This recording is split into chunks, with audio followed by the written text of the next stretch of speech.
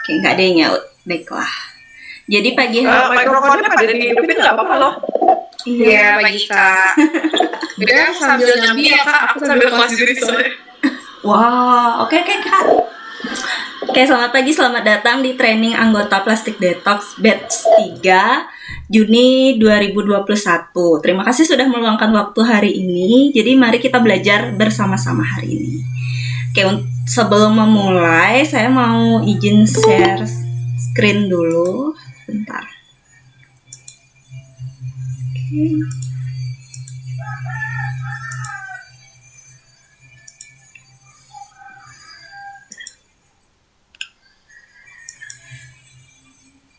Oke, sudah terlihat teman-teman?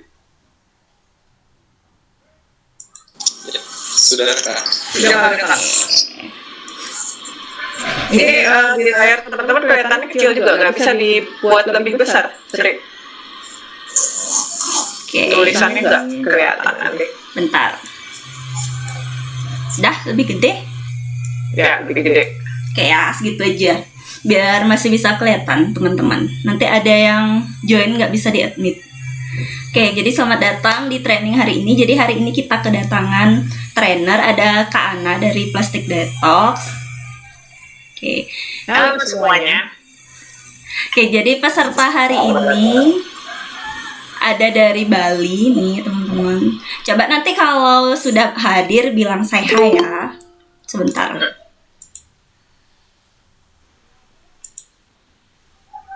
Ini apa ya? Oke, ada dari Berbagi Ruang dan Kopi. Halo, ada Kak Surya di sini. Halo. Hai, tetangga. Kemudian, iya tapi belum pernah mampir. Nanti. Oke. Terus ada dari Kopi Delta, sudah hadirkah? Kak Bayu. Oke, sepertinya belum. Oke, terus ada dari Don Juan.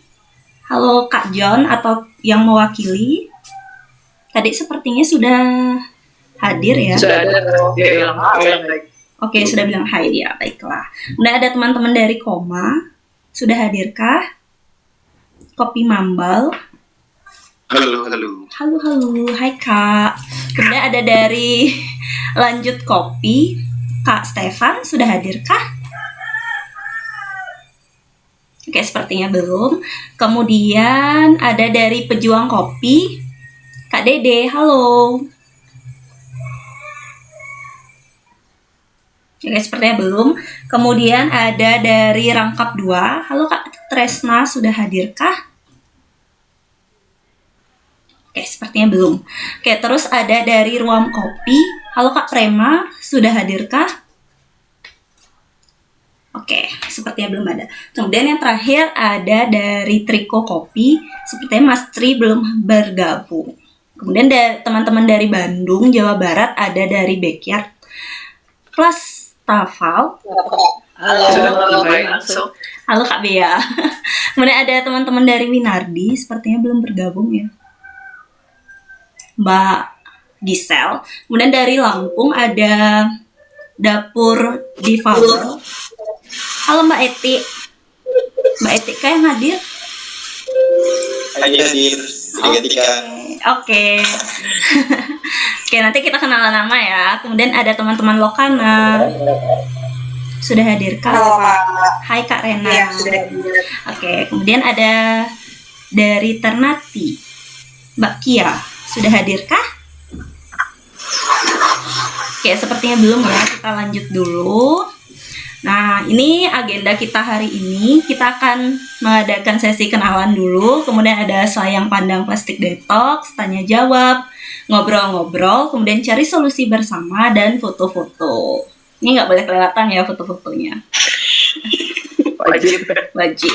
Oke, jadi kita mulai sesi kenalan dulu. Jadi teman-teman bisa sebutkan nama, kegiatan utama, dan kemasan plastik yang paling sering dipakai 3 hari terakhir ini. Kalau mulai dari saya, perkenalkan nama saya Sri, kegiatan utama saya seorang pengajar dan juga seorang relawan di Plastik Detox. Kemudian kalau ditanya kemasan plastik yang paling sering dipakai 3 hari ke belakang ini, saya kayak paling sering tuh pakai kantong plastik. Saya bisa aja kayak kemarin ke pasar gitu, tiba-tiba harga bunga Rp5.000 gitu. Bunga pacarnya Rp5.000. Saya nggak ada persiapan nih buat bawa kantong plastik. Jadi biasanya kalau bunga di rumah udah mau habis gitu, saya belanja ke pasar pasti bawa plastik bekas. Jadi plastik bekas bunga dipakai lagi untuk beli bunga kayak gitu. Cuma karena kemarin tiba-tiba dibilang harganya 5.000 gitu, jadi otomatis udah bodo amat langsung beli gitu. Itu kehilapan yang sering terjadi kalau harga bunga 5.000 gitu. Kemudian iya, saya biasanya nyampe 5 kali lipat Kak, jadi itu hilafnya saya masih. Kemudian selanjutnya dari Kak Ana, silakan. Oke, kenalkan. Halo teman-teman semua, nama saya Ana. Saya salah satu pendiri Plastik Detox dan juga pemilik warung makan. Yang sering saya pakai akhir-akhir ini jaring buah seperti yang dipegang itu jaring buah yang sebenarnya sering saya beli apel malang, tapi karena gambarnya nggak ada apel malang jadinya jeruk. Karena sudah di apel di jaring itu per kilo lebih murah daripada yang sudah di yang curah yang bisa milih sendiri. Jadi itu yang sering saya pakai akhir-akhir ini jaring buah. Oke, silakan. Siapa yang mau duluan? Oke, dari yang pertama hadir deh Mbak Bea, silakan. Kalau mau kasih tahu nama Instagramnya juga boleh Kak. Oh iya. Oke. Halo teman-teman semua. Nama saya Bea Betari. Saya founder dari Backyard Plastafal dan Plastafal Solution. Mungkin kalau ada yang belum kenal, Backyard itu sebenarnya adalah tempat pengolahan sampah organik di Kota Bandung. Mengolahnya sampah organiknya Bandung Raya. Dari itu kita idenya sebenarnya cuma mengolah doang dan akhirnya akan menjadi sayur mayur. Kita punya nama programnya Waste to Table namanya. Jadi Backyard itu sebenarnya penghasil sayur mayur sih yang ada di Bandung. Kalau misalnya sampah plastik yang sering itu mungkin sih, jadi karena benih itu kan udah di packing, nah itu sih yang biasanya bukan plastik malah jadi jatuhnya residu malah karena belum bisa diolah. Itu doang mungkin pengenalan dari saya. Sampai bertemu nanti mungkin online. Iya. Oke. Oke, kalau teman-teman mau mampir bisa search aja di Instagram di Backyard Plastafal Kak ya. Susah nih nyebutnya. Keseru. Iya. Nama Backyard Plastafal. Ya, oke. Selanjutnya siapa nih? Saya nggak ingat lagi jadi namanya. Oke, Mbak Rena dulu deh. Yang sambil. Oke.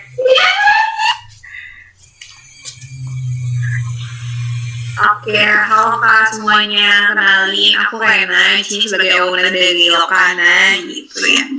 Terus apa lagi Kak? Selain nama Lokana tuh apa gitu biar teman-teman tuh tahu gitu. itu merupakan UMKM yang baru banget sih dari bulan Maret awal gitu. Nah kita tuh menjualnya itu kayak berupa kedai jus gitu. Jadi kita emang lebih ke arah sehat dan kita mix flavor antara variasi buah-buahan gitu sih Kak. Oke, kalau mau lihat-lihat Instagramnya apa Kak? Instagramnya itu lo_nya 2 terus kanan. Mungkin aku ketik di chat kali ya. Oke, Ya, terus itu yang bagus. plastik yang sering digunakan dalam 3 hari ke belakang apa Kak? Plastik lagi nggak kemana-mana paling ini sih Kak, Tupperware yang bening gitu ya. Oke, Itu sip. takeaway. Oke Kak. Selanjutnya dari yang paling jauh dulu deh juga dari dapur Difabel. Silakan Kak. Halo Kak, selamat pagi. Selamat pagi. Perkenalkan, saya Danang Pasio. Saya di sini sebagai salah satu owner di Dapur Difabel. Dapur Difabel sendiri itu satu usaha yang di bidang kuliner, di mana kita di sini memberdayakan anak-anak disabilitas ya Kak. Iya. Oke, bisa dihubungin di Instagramnya apa Kak namanya? Instagramnya kita untuk dapur able, dapur_able. Ya, seperti nama Sama juga dengan namanya ya. Iya. Terus kalau Seperti namanya. ya, plastik yang sering dipakai apa Kak dalam 3 hari ke belakang? Plastik yang sering dipakai ya. Mm-mm. Kita karena banyak yang dari sekarang itu lebih kita lebih ke kantong aksoi gitu sih kalau untuk sekarang. Oke. Kantong apa? Plastik aksoi yang biasanya kecil itu loh Kak. Oh, yeah. Oke. Yap. Oke, sekarang mulai dari teman-teman di Bali. Ada dari Kak Surya dulu deh. Halo pagi teman-teman semua, kalian tentu saja owner dari berbagi kopi di Denpasar. Kalau mau cek IG-nya boleh di berbagi kopi hub. Itu jadi salah satu kopi shop di Denpasar yang dari aku pribadi juga pengen menerapkan konsep 3R dan juga pengen mengurangi sampah sekali pakai seminimal mungkin gitu. Kemarin kebetulan juga didatangin sama Plastik Detox dan kebetulan satu misi pokoknya pengen banget join dengan komunitasnya Plastik Detox juga. Oke, kalau plastik yang dipakai 3 hari ke belakang apa Kak? Kalau di warung itu sering yang take away, jadi kayak plastik cup untuk kemasan take away, dan juga kalau pribadi itu sering beli botol kemasan air mineral gitu.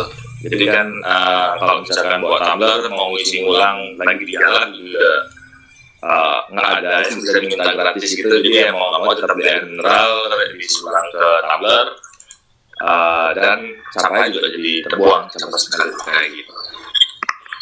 Oke. Siapa lagi yang belum ya kenalan? Bentar cek. Mbak Jan Farani.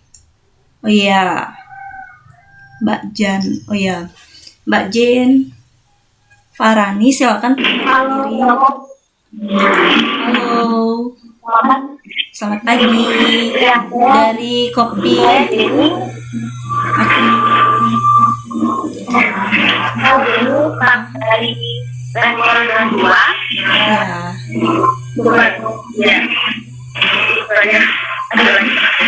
Plastik yang sering dipakai dalam 3 hari ke belakang. Kalau yang bawah itu plastik yang dipakai itu kita dimasukkan untuk tahu atau baik. Tapi kalau kita masih tempel sama juga. Kalau pemakaian pribadi,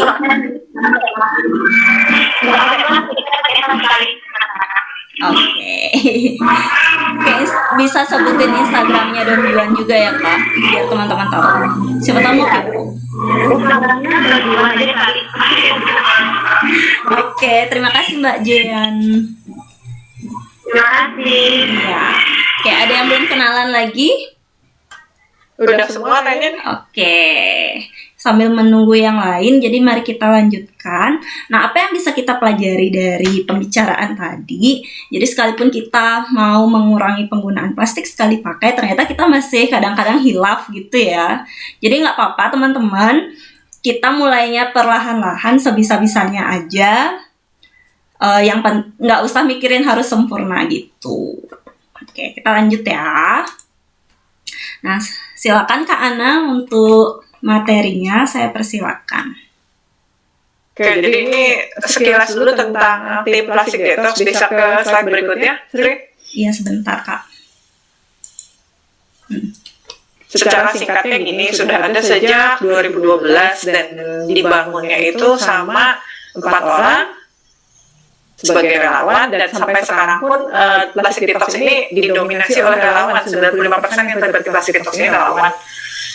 Jadi di Juli 2012 mulai, waktu itu bisnis-bisnis yang sudah mengurangi plastik, meskipun belum ada peraturan tentang itu dan waktu itu sama sekali belum tren, itu mau bersama-sama bergabung dengan Plastik Detox, dan mereka merupakan pionir-pionir awal yang membantu kami meyakinkan usaha-usaha lain juga kalau pengurangan plastik sekali pakai itu bisa dilakukan. Sampai akhirnya berjalan terus, ada peraturan. Dan apakah peraturan artinya plastik sekali pakainya langsung menghilang, tidak dipakai lagi? Enggak juga, masih banyak yang bisa kita lakukan dan kami tertarik khususnya di 2020 ini kami dapat kesempatan untuk mengajak teman-teman dari luar Bali karena isu plastik sekali pakai ini semakin dikenal, orang semakin sadar bahayanya dan kami senang sekali semakin banyak juga usaha dan individu yang tertarik untuk mengurangi plastik. Sampai Juni 2021 ini sudah ada 45 bisnis yang bergabung ya di Bali, di Bandung, dan di Bandar Lampung. Tepuk tangan dulu buat yang sudah bergabung. Terima kasih banyak. Dan ini saya minta teman-teman, karena ini model pelatihannya bukan hanya akan saya aja yang ngomong, tapi teman-teman juga diharapkan untuk ngomong, untuk cerita, untuk berpendapat, dan seringnya pada males ngomong, tapi nanti di akhir acaranya ngeluh acaranya kurang interaktif. Jadi mari kita hidupkan knop ngomongnya, bikin tanda ini menghidupkan diri kita supaya lebih aktif juga. Bukan hanya mau menerima, tapi juga sama-sama mau berbagi. Udah ya dinyalain? Iya, udah nyala. Ya? Oke, slide berikutnya, Sri. Jadi ini dulu yang pertama harus kita ingat. Plastik Detox tidak anti plastik, tapi mengajak untuk lebih bijak pakai plastik. Untuk jadi anti plastik itu heroik sekali, mungkin harus pindah planet. Karena hampir semua barang yang kita pakai ini ada unsur plastiknya. Jadi kalau mau bilang, oh saya anti plastik, itu agak-agak yakin. Ya. Bijak pakai plastik itu kayak apa? Kita lihat di slide berikutnya ada beberapa kriteria. Ya, jadi tadi pertanyaan yang tadi diajukan, plastik jenis apa yang sering dipakai dalam 3 hal ini? Ya seperti tadi yang Sri udah bilang, meskipun kita sudah niat, seringnya kilaf sehingga masih pakai plastik. Tapi selain kilaf juga, seringkali kita ada di posisi yang tidak ada pilihan lain sehingga harus pakai plastik. Atau ada posisi yang lebih menguntungkan sehingga tetap masih pakai plastik. Dan ini bisa membantu kita untuk meyakinkan plastiknya ini benar-benar dibutuhkan apa enggak. Oke, contohnya yang jaring buah tadi itu. Apakah plastik ini bisa dihindari? Sebenarnya bisa aja saya beli buah yang curah. Tapi kalau beli buah yang curah itu tadi 10.000 lebih mahal. Jadi saya tetap beli yang pakai jaring buah. Penggunaannya untuk jangka panjang atau enggak? Masih bisa buat jangka panjang karena si jaring buahnya bisa dipakai ulang buat beli barang lain dan juga bisa dimanfaatkan ulang. Karena saya beli apelnya lumayan sering, jadi jaring buahnya ini udah dikumpul-kumpul, terus dijadiin satu, diikat, bisa dipakai buat sabut untuk cuci piring bagian gosok-gosok. Nggak harus beli lagi, saya manfaatkan itu. Sama kalau buat bersih-bersih bak cuci piring yang di warung, dan juga ada yang dipakai buat ngebersihin dinding kamar mandi, bagian keramiknya itu masih bisa dimanfaatkan. Jadi pemakaian plastiknya masih bisa dimaklumi. Ini ada contoh gambarnya. Kalau versi yang rapi yang seperti di gambar ini dijahit jadi satu, bentuknya kotak, tapi percayalah yang bikinan saya benar-benar lebih jelek tapi fungsional, jadi nggak apa-apa. Lalu yang juga harus kita sadari, apapun yang kita pakai selama hidup kita itu pada akhirnya akan jadi sampah. Jadi yang perlu dipikirkan juga, kalau dipakainya pun sudah lama banget, udah dipakai ulang, udah tahap ini udah terlewati semua, bisa nggak? Apa kalau dibuang ini dampaknya gimana terhadap alam? Pasti akan merugikan alam. Tidak kebanyakan sampah itu merugikan alam. Kalau sampahnya itu yang buatan manusia, yang buatan pabrik kayak kemasan plastik, kemasan kertas, itu tetap ada kerugiannya dari alam. Tapi bisa nggak memastikan kerugiannya itu seminim mungkin, meskipun pada akhirnya menjadi sampah? Oke, slide berikutnya.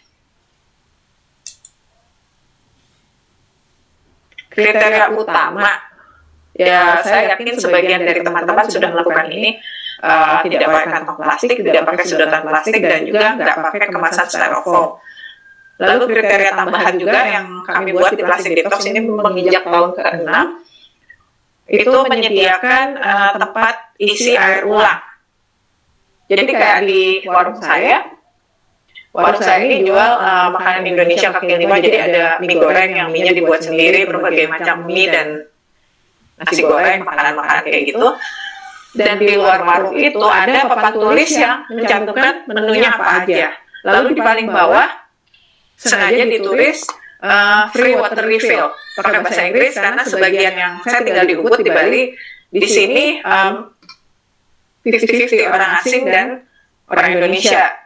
Tapi rata-rata pada mengerti free water refill, dan di warung refill airnya pakai air filter, reverse osmosis. Dan ini malah bisa jadi semacam promosi untuk orang-orang yang lewat lagi butuh refill air, itu bisa masuk, refill airnya gratis, asal dia masuknya kira-kira aja ya, bawanya botol, kalau bawanya galon gitu ya jelas nggak boleh. Lalu ketika masuk itu lihat-lihat, oh ternyata jualannya ini ya. Jadi itu sebagai salah satu cara untuk promosi tidak langsung, karena ketika orang masuk untuk mengisi botolnya, mereka akan, oh ternyata warungnya enak juga ya, oh makannya ada ini ya. Mungkin saat itu dia tidak datang untuk membeli, tapi akan ingat dan lain kali bisa datang untuk membeli. Selain itu, berbagi air sama orang yang kehausan, itu kan kita sudah berbuat kebaikan, dan saya percaya ini juga akan membawa kebaikan. Dan satu lagi, ada app namanya Refill My Bottle. Jadi kalau tadi bilang masih pakai air mineral botolan, karena meskipun sudah bawa tumbler, kalau kosong mau isinya di mana. Nah, Refill My Bottle ini kayak ada peta, terus di situ kita bisa lihat tempat-tempat di mana aja, restoran apa aja, warung apa aja, atau mungkin juga kantor apa aja yang menyediakan refill air untuk orang-orang yang bawa botol. Ada yang gratis, ada juga yang harus bayar, tapi bayar juga harganya akan lebih murah daripada kalau kita beli botol air mineral. Jadi itu bisa dicek juga, Refill My Bottle bukan hanya ada di Bali, Bandung juga bisa daftar, Bandar Lampung juga bisa daftar. Jadi kita membantu orang yang sudah punya niat baik untuk bawa botol minum sendiri, di mana mereka bisa ngisi. Ya, kira-kira gimana? Saat ini siapa yang di restorannya atau di tempatnya sudah ada fasilitas ini? Air isi ulang, refill. Di berbagi kopi udah ada, kita belum kerja sama langsung sama Refill My Bottle ya. Tapi aku tahu aplikasinya itu, dan sempat juga lihat salah satu tempat pengisiannya di daerah sana. Oke, kira-kira sekarang ini pendaftaran gampang banget loh, Refill My Bottle. Tertarik nggak untuk daftar? Kalau aku pribadi tertarik sih. Bisa dipertimbangkan, dan kalaupun belum daftar, bisa juga kayak di warung saya itu tadi, free water refill. Jadi nggak ada ruginya membagi air, atau kalau misalnya belum bisa berbagi air seperti itu, tulis aja refill air minum, terus nanti pasang harga 2.000, 3.000, itu promosi nggak langsung juga, karena untuk refill kan orangnya harus masuk, ya kan? Jadi dilihat sendiri, oh ternyata tempatnya asik juga ya, kapan-kapan ke sini ah. Nah, kayak gitu. Oke, slide berikutnya Sri. Ini fasilitas dari Plastik Detox yang bisa teman-teman manfaatkan. Jadi kalau ada barang pakai ulang, terus pengen tahu ini sebenarnya seramah lingkungan apa sih? Lalu yang kita lakukan sekarang ini training ya, alias pelatihan komunikasi lingkungan kepada teman-teman, dan juga nanti supaya bisa mengkomunikasikan kepada pelanggannya. Lalu ada publikasi gratis di medsosnya Plastik Detox, dan selain itu juga kalau saat Plastik Detox diwawancara sama media lain, baik online maupun yang tercetak, biasanya teladan-teladan itu suka kami sebutkan juga, oh iya, di sini sudah melakukan ini, di berbagi kopi udah ada refill air, orang-orang bisa ke sana. Lalu misalnya di dapur difabel di Lampung itu, mereka pakai kemasannya itu yang diproduksi oleh orang-orang lokal di sana. Jadi hal-hal kayak gitu akan kami promosikan juga. Lalu ini ada syarat dan ketentuan untuk nomor 4, produksi promosi gratis berupa desain, foto, dan video. Ini bisa ditanyakan lebih lanjut ke Sri. Dan juga disertakan dalam dokumen praktik terbaik pengurangan sampah plastik. Jadi itu kayak daftar, anggota-anggota plastik detox itu sudah ngapain aja untuk pengurangan sampah plastik sebagai bentuk penghargaan kami dan juga mengajak mereka ikut mengajarkan usaha-usaha sejenis lainnya bahwa yang mau dilakukan untuk mengurangi sampah plastik ini perlu, ya. Jadi kita bisa sama-sama, bukan hanya dari plastik detox saja yang bisa mengajarkan dan menularkan semangat pengurangan, tapi teman-teman juga bisa, dan ini salah satu wadahnya. Berikutnya, Sri. Orang selalu pada nanya, kalau ngomongin sampah, terus ternyata plastik detox pencegahan sampah, kenapa sih pencegahan sampah kan lebih gampang daur ulang? Dan banyak sekali memang waktu ngomong tentang manajemen sampah, fokusnya itu di daur ulang. Meskipun kenyataannya angka daur ulang di Indonesia tuh sekitar 4-5%, 9% itu udah optimis banget, dan di tingkat dunia itu juga negara paling maju sekalipun rata-rata 9%.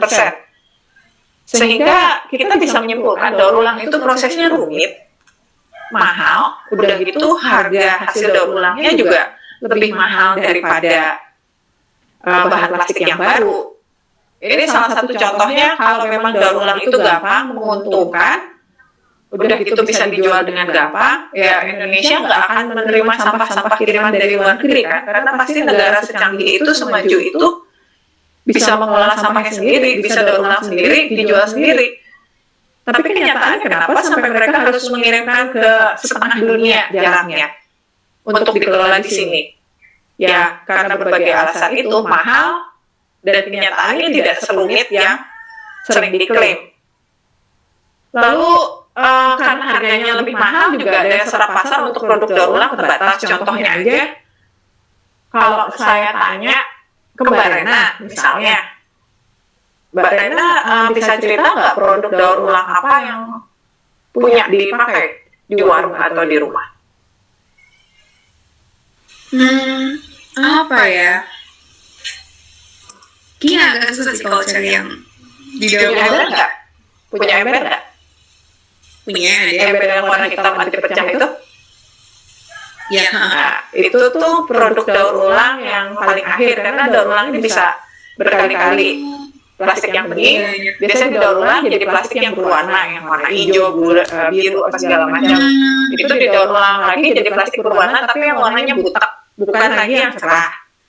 Yang sudah paling akhir itu jadi ember, yang plastik-plastik warna hitam yang kayak gantungan kaos kaki, ember, apa segala macam. Nah, yang ember ini udah produk paling akhir, habis itu nggak bisa diapa-apain lagi. Kita semua punya ember, jadi produk daur ulang itu bisa dibilang pangsa pasarnya cukup luas. Karena setiap rumah tangga pasti punya 1-2 ember. Tapi pertanyaannya, berapa banyak ember yang kita butuhkan? Ember saya udah 10 tahun juga masih baik-baik saja, sementara produksi sampahnya terus-terusan berjalan. Dan kalau semuanya dijadikan ember, pertumbuhan embernya lebih cepat daripada pertumbuhan kebutuhan embernya. Ibaratnya kayak gitu ya.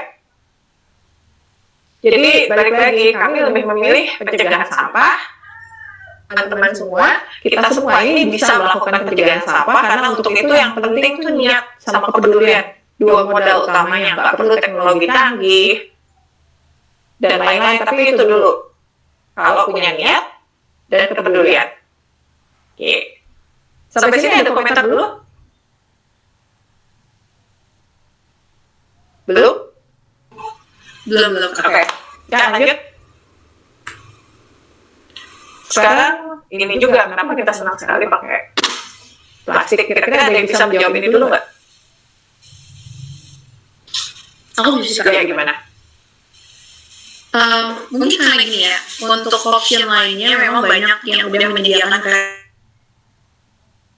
kayak pada non plastik gitu, tapi kan dilihat dari harganya ya, kayak lebih ramah plastik gitu. Jadi orang memang mau nggak mau jadi plastik, karena memang budget itu yang pro kontra banget gitu. Itu sama kayak tadi keputusanku beli ini ya, beli apel yang di dalam jari, bukan yang curah. Oke, lanjut. Jadi ini, kenapa orang suka banget pakai plastik yang ringan, murah, plastik dan praktis. Dan sayangnya seringnya praktis ini itu yang merusak lingkungan. Kalau orang udah ngomong, oh praktis, pokoknya praktis, asal praktis, ini yang paling sering berdampaknya parah pada lingkungan. Lalu kenapa juga bisa murah? Karena ini produk sampingan dari produksi minyak bumi, terutama dengan teknik fracking yang air disemburkan ke bawah tanah untuk mengeluarkan gas dan minyak bumi dan lain-lain. Ada produksi yang murah dan bisa dapat gas yang banyak. Lalu gasnya diapain? Karena sayang, daripada nggak pakai, itu bisa dipakai buat plastik, jadilah kemudian ada peluang baru. Produk sampingan yang kalau dibuang nggak pakai jadi apa-apa, bisa kita jadikan produk yang dijual. Malah sekarang ini industri petroleum keuntungannya banyak dari plastik, dari kemasan-kemasan, selain dari energi itu juga. Tapi ya ini tadi yang saya bilang praktis. Praktis itu bagi siapa? Praktis itu jarang sekali bisa buat semuanya. Praktis bagi kita, tapi bagi lingkungan menyakitkan. Jadi bisa dibilang plastik ini produk murah dengan konsekuensi lingkungan yang mahal. Beli plastiknya murah, atau plastik kalau dihitung satu helainya paling jatuhnya Rp150. Tapi kalau udah ke alam, jadi sampah, apalagi termakan ikan, itu jauh lebih mahal daripada harga yang 200, 150, 300 rupiah itu. Karena itu kita sebutnya konsekuensi lingkungan yang mahal. Ya, ada yang baru datang lagi. Halo, dari mana ini? Halo, selamat pagi Bu.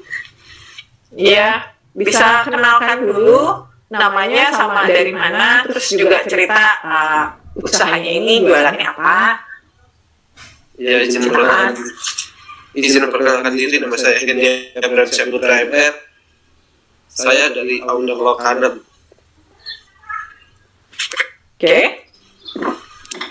Itu jualannya apa? Atau aktivitas utamanya apa? Jualan minuman, jus. Jualan jus ya. Terus ada ininya, Instagramnya, supaya teman-teman bisa tahu juga atau mau saling memfollow. Bisa ditulis di kolom chatnya ya. Oke, kita lanjut lagi.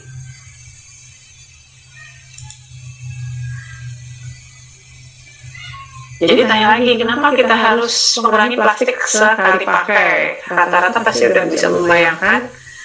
Tapi ada dua alasan yang kami pilih untuk menyemangati teman-teman supaya terus mengurangi plastik sekali pakai. Silakan, Sri, selanjutnya.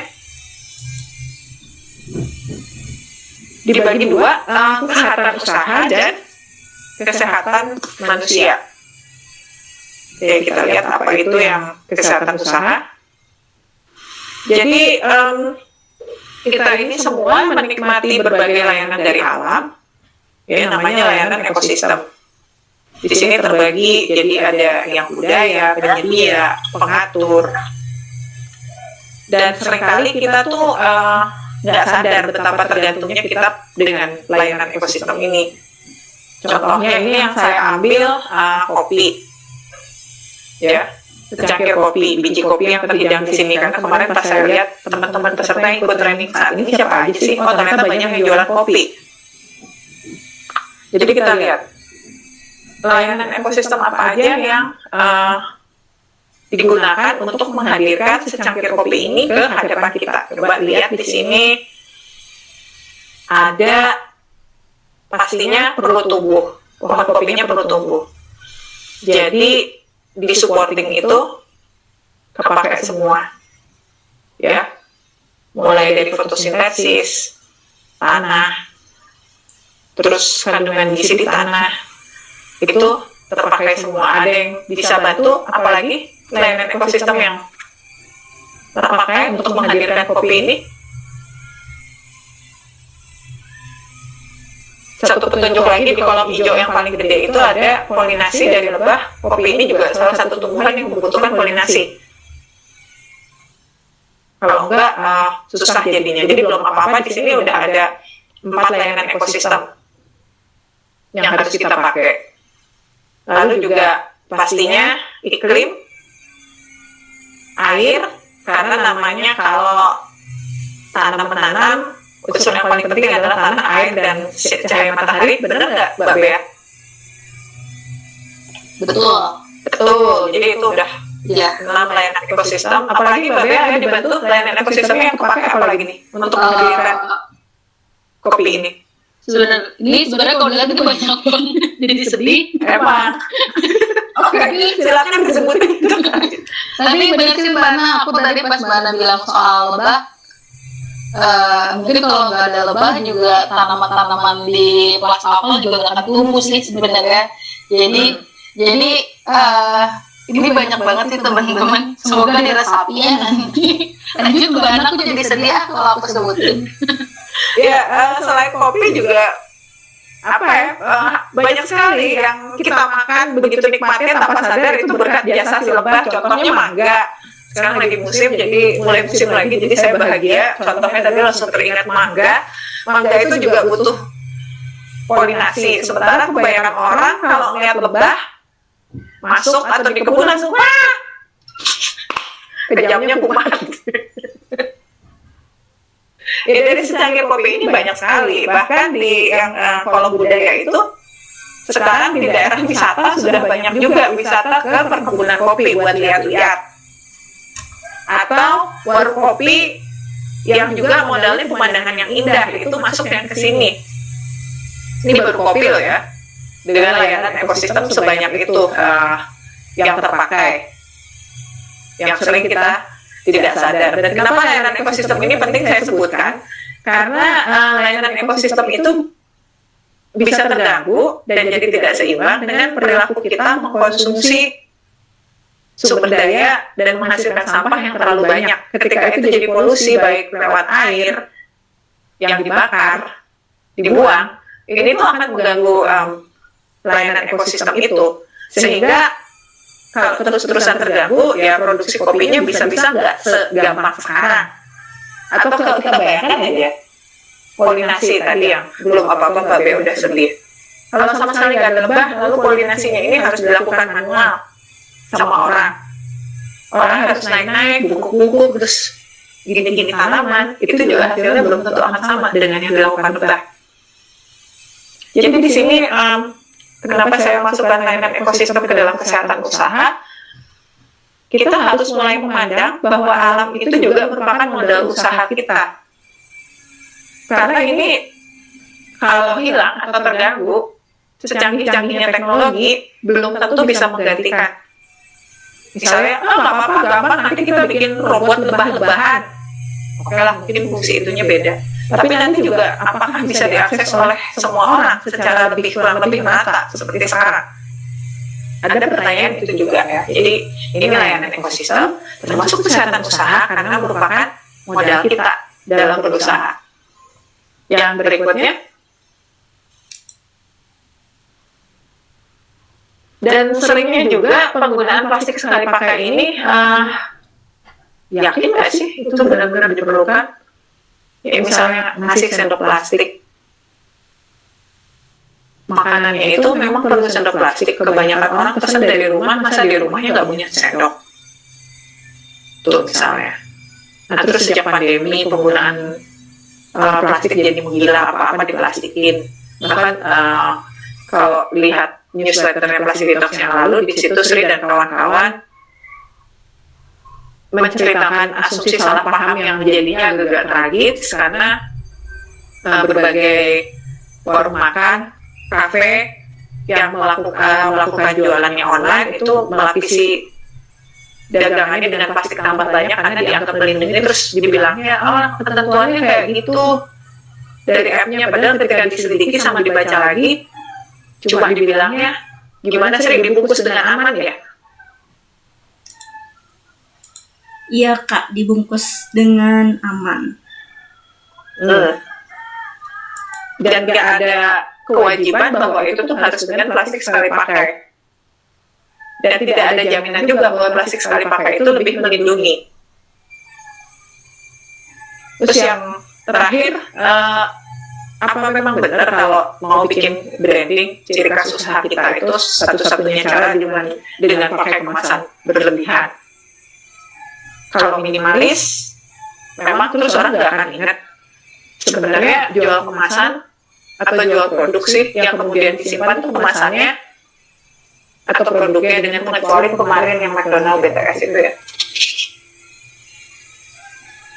Jadi tiga hal ini juga perlu dipikirkan demi kesehatan usaha kita. Karena kalau dipikirkan sebenarnya buang-buang uang kan, nggak dibutuhkan tapi diasumsikan orang perlu terus dipakai, ternyata nggak dipakai. Diasumsikan lebih aman, ternyata enggak juga. Padahal ada cara yang lebih gampang dan lebih sederhana supaya kesehatan usaha kita terjamin. Berikutnya, Sri. Ini ada hitungan, jadi tadi kan Sri sempat bilang dia mengajar, Sri ini guru matematika, kalau suruh ngitung gini-gini dia pinter banget dan senang banget. Ini ya sempat dihitung, Sri kalau tidak pakai kantong plastik, kalau dia air galonan sama sedotan, itu penghematan yang bisa dicapai segini. Gimana sih penjelasannya? Silakan kamu cerita lagi sedikit. Oke, jadi ini hitungannya itu menurut hari efektif penjualan dihitungnya 250 hari per tahun gitu. Jadi dengan asumsi ini kantong plastiknya kalau nggak itu harganya satu lembarnya nggak salah harganya 300 rupiah gitu, lupa. Kurang lebih detailnya seperti itu. Terus asumsinya ini terjadi penjualan setiap harinya sebanyak 100 penjualan gitu. Ini semua sama. Kemudian ini kita pakai air kemasan Aqua, nyebut merek padahal nggak di endorse, dengan asumsi 1 galonnya seharga 20.000 gitu.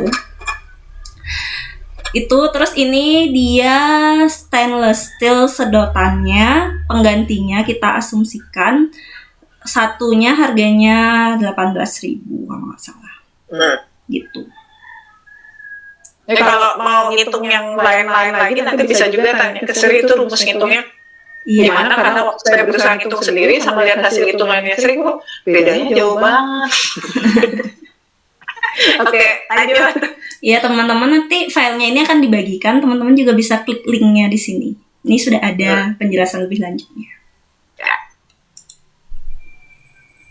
Yang kedua, kesehatan manusia. Kita pasti semua sudah baca berita tentang mikroplastik ada di mana-mana, di udara, di dalam garam, di laut. Jadi saya nggak akan terlalu banyak menyinggung itu, tapi sudah ada buktinya. Dan yang kedua ini ada bacaan di Hidden Cost of Plastic Planet. Di situ malah menyebutkan lebih jauh lagi bahwa kerugian kesehatan dari plastik ini terjadinya bukan pasca konsumsi aja ketika itu dibakar atau ada di TPA, tapi dari awal waktu plastik ini bahan-bahannya baru digali di proses pertambangan, di proses produksi, konsumsi, dan juga ketika dibuang. Di masing-masing tahapan ini ada kerugian, dan di bacaan ini ada daftar penyakit apa aja yang ada kaitannya dengan polusi dari penggunaan plastik dan juga produksi dan sebagainya. Waktu itu saya baca udah ada 35 sendiri, terus jadi depresi. Kalau yang berniat lebih tahu lebih lanjut silakan, nanti juga bisa diakses. Lanjut. Dan yang lebih dekat lagi sebenarnya ini. Jadi tadi kita udah lihat layanan ekosistem. Di sini fungsinya alam ini sebagai penyedia bahan. Ya. Penyedia bahan ini ada keterbatasannya, jangan berpikir itu akan ada terus. Kalau dipakai nggak kira-kira ya habis juga. Jadi di situ ibaratnya ada baterai, masing-masing tuh beda-beda levelnya. Ada yang bisa cepat diperbaharui, ada yang perlu waktu lama sekali, dan kalau sudah rusak akan susah sekali untuk menggantikannya. Dan lamanya di sini yang namanya alam itu kan udah jutaan tahun. Sementara kita tuh rata-rata ya anggaplah manusia Indonesia harapan hidupnya 65 tahun, rata-rata sampai 90 itu udah syukur banget. Sementara manusia yang 90 tahun ini ngabisin baterainya suka nggak kira-kira.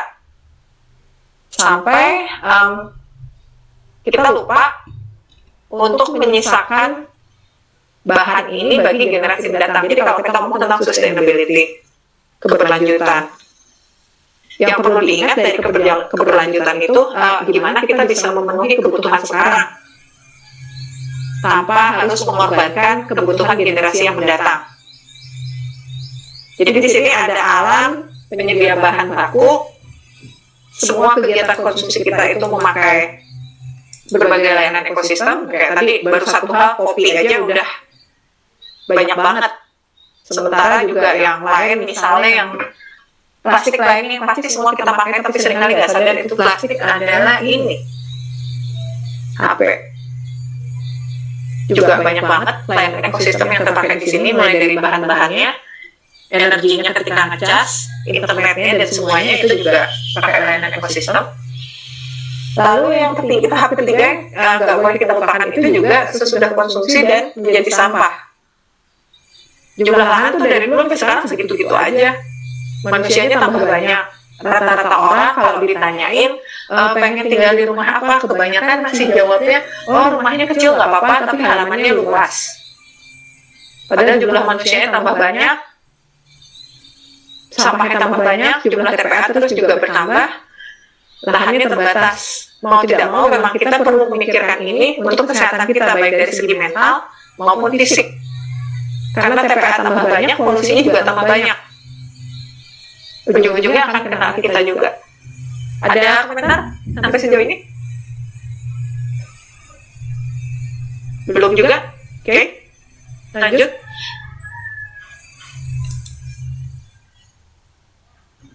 Jadi gimana cara pengemasan yang dipakai selama ini? Nah, ini saya minta beberapa teman membagikan dari tadi yang belum ngomong dari dapur difabel ya. Oke, bisa nggak cerita cara pengemasan salah satu produknya selama ini kayak gimana? Oke, untuk di dapur Febel sendiri kan kita di bidang kuliner ya. Tepatnya di Cafe Resto sih kita. Jadi di sini kita ada makanan dan ada minuman. Minuman kita ada jus, ada kopi juga. Nah, untuk pengemasan sendiri kita sudah mulai menerapkan, terutama yang di makanan ya. Ini makanan kita untuk kemasan sendiri kita bukan dari plastik, cupnya itu udah kertas sekarang. Ya walaupun perhitungannya budgetnya lebih besar. Ya terus yang masih sering kita gunakan untuk plastik sih lebih ke minuman sih, kayak kopi terus jus itu. Kalau gimana juga untuk sekarang packaging sih Kak ya. Packaging itu merupakan salah satu marketing kita juga sih. Jadi ketika orang minum kan pasti ngebaca. Nah itu situ ya kita masih bingung di situ ketika mau dialihkan ke yang lain atau mau seperti apa ya kita masih bingung di situ juga untuk minuman sih. Ini berarti buat minuman yang ini ya take away gitu kan? Ya yang take away kan. Ya karena ada loh yang kafe-kafe kayak gitu meskipun orangnya duduk di sana tapi dikasih minumnya tetap pakai cup take away. Nah itu aja juga. Kalau kita di sini kalau kecuali kalau nggak take away kita pakai gelas, kita pakai bambu di sini kan untuk minumannya. Nah itu juga yang saya tanya dari pengalaman saya. Saya kalau udah niat banget beli minuman itu kan udah bawa tumbler nih dari rumah. Terus pas ngasih ke pemilik kafenya tetap nggak boleh karena mereka jadi bingung nakernya kayak gimana. Nah kalau di dapur difabel gimana? Ya kalau di dapur kita sangat menyarankan ketika ada orang datang itu membawa tumbler sendiri, terus bawa apa yang buat makan. Wadah makanan gitu? Ya wadah makanan sendiri. Itu takarannya kita tetap pertama. Contohnya kita buat minuman kopi kita tetap pakai takaran, tapi habis itu kita pindahkan ke tumblernya. Kita tetap menyajikannya tetap menggunakan takaran kita. Tapi setelah takaran sudah jadi, kita pindahkan gitu. Jadi kita tidak langsung di tumblernya, tapi kita pakai takaran kita sendiri. Gitu. Oke. Ya.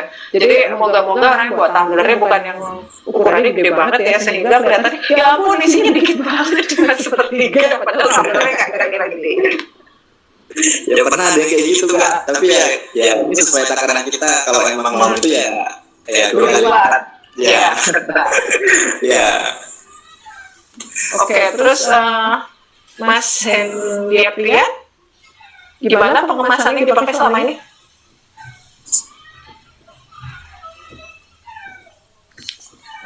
Minuman, jus itu masih menggunakan cup. Tapi kita menerapkan untuk tidak memakai sedotan lagi dan tidak menyediakan plastik. Nah ini kabar baik nih yang kayak meskipun masih pakai cup, tapi paling nggak udah ada pengurangan dari sedotannya, karena kadang-kadang juga semua minuman itu kan bisa diminum langsung ya, kecuali kalau kelapa memang masih perlu sedotan. Kalau minum kelapa langsung gitu kan agak-agak seperti Tarsan juga. Jadi paling nggak sudah ada pengurangan yang dilakukan. Ya lanjut kita lihat slide berikutnya sih. Jadi ini yang bisa kami sarankan, karena paling sering waktu ngajak teman-teman, ayo ngurangin plastik sekali pakai, terus langsung pada pertanyaannya kayak gini, apa sih kemasan alternatif tuh yang dapetnya gampang, udah gitu murah, terus ramah lingkungan. Bagi kami ini pertanyaan sama dengan yang Sri berharap kelak dapet jodoh yang ganteng, kaya, baik hati, soleh, dan sebagainya. Ini pertanyaan yang sulit ya, karena sampai sekarang kami sudah melihat berbagai kemasan, belum menemukan yang bisa berlaku universal, ramah lingkungan, mudah, dan murah. Jadi di sini isinya masih tanda tanya, karena ramah lingkungan, mudah, dan murah ini juga sebenarnya nggak ada solusi yang universal. Masing-masing daerah punya unggulan, dan yang bagi daerah itu bisa dianggap ramah lingkungan dan mudah. Murahnya belum tentu, tapi kalau terus dibawa ke tempat lain, yang harus kita pertimbangkan juga jejak karbonnya waktu mengirimkan barang itu. Jadi kayak misalnya di sini kan rata-rata daun pisang banyak nih, atau daun-daun lainnya, daun teratai, daun jati yang bisa dipakai sebagai pembungkus ini. Terus kalau kita ngotot bilang, oh ini ramah lingkungan, mudah, dan murah juga, jadi paling bagus pakai ini. Lalu ngusulinnya ke orang atau usaha yang tinggalnya di tempat tandus, nggak ada daun pisangnya, harus didatangkan dari tempat yang jauh, transportnya dan pendinginnya, supaya daun pisangnya nggak cepat rusak. Jadinya tidak mudah dan tidak murah juga. Ada berbagai pertimbangan yang harus dilihat di sini. Jadi contohnya di sini kantong kertas. Mudah, relatif murah, di mana-mana bisa beli. Tapi ramah lingkungan sebenarnya belum terlalu pilihan terbaik. Karena biar gimana-gimana dalam produksinya ini tetap ada energi yang terpakai dan polusi yang dihasilkan.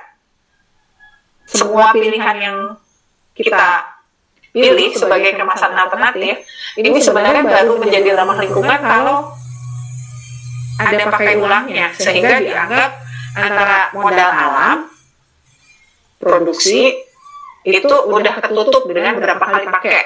Contohnya tas kertas itu idealnya dipakainya 3 kali.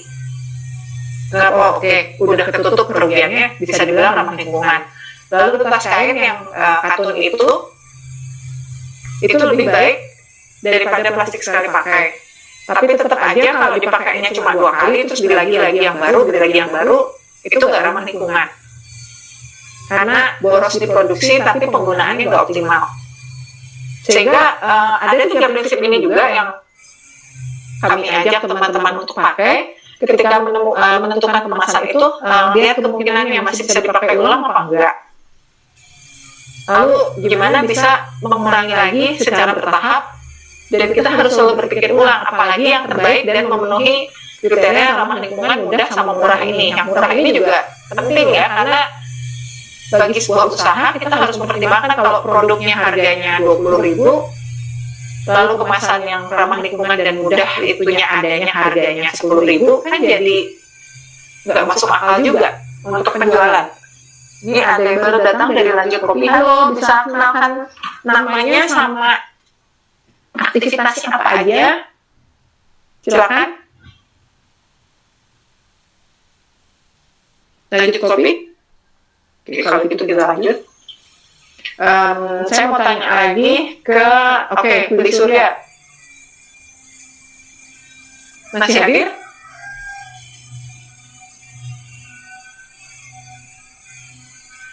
Belum? Oke, Mbak Rena? Itu pada kemana semua ya? Iya Kak, kenapa Kak? Sekarang kalau dilihat kemasan yang dipakai, ya, kira-kira masuk nggak ke ramah lingkungan mudah dan murah ini? Termasuk sih Kak, kalau yang di sini ya. Yang dipakai apa sih? Yang dipakai lawan anak sekarang atau gimana Kak? Ya, itu pakai anak paling banyak. Anak kalau di antara ini paling dekatnya sih kardus ya, untuk tempat penyimpanan cupnya gitu sih Kak. Kardus tempat penyimpanan cup ini maksudnya gimana? Iya, jadi kita kan punya stok cup gitu ya Kak. Itu kita pakai kardus gitu. Nah kalau misalnya untuk di serve ke customer-nya, nggak ada yang paling mendekati sih Kak. Kita emang cuma pakai cup aja gitu. Ya. Belum paling mendekati gitu. Oke. Ada yang lain yang bisa berbagi? Oh, Mbak Jean dari Don Juan, gimana? Masalah yang dipakai itu tadi kira-kira ada nggak yang masuk ke sini? Kalau kita sih di restoran ini karakternya ini kayak backnya sama backnya paper. Tapi tahunnya itu kita pakai plastik sama nanti ada juga sama itu sama tapi bukan plastik gitu.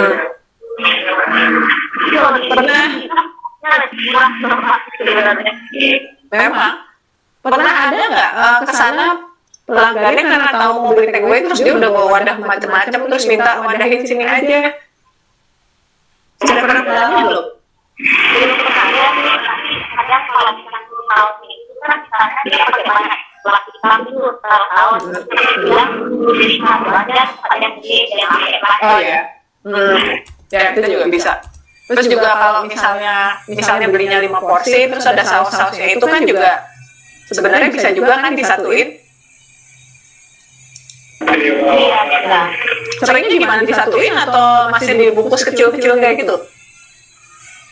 Kalau dia modelnya banyak kita satuin. Tapi kalau dia misalnya cuma model satu ya jadi satu makan satu kali saus. Jadi di warung saya tuh pernah ada yang beli buat take away. Mereka lagi bersepuluh, yang datang cuma 1 orang buat ngambil.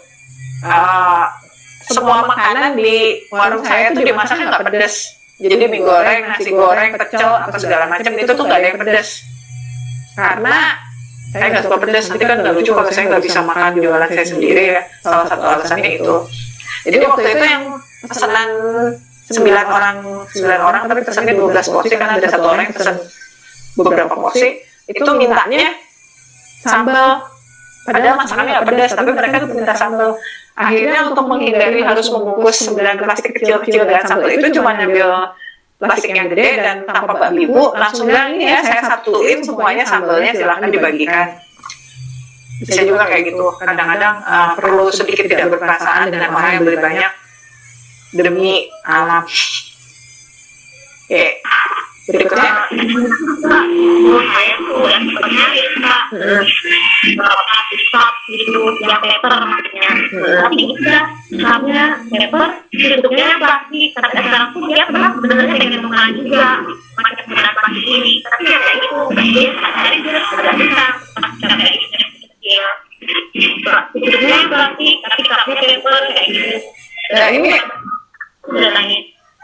Ini bisa kita lihat di yang tadi prinsip 3P yang sempat disebut pakai ulang, pengurangan bertahap, sama pikir ulang. Jadi kalau tadi dilihat cupnya paper, tapi tutupnya plastik, itu masuknya ke pengurangan bertahap. Nggak apa-apa, itu sudah termasuk yang bagus sekali.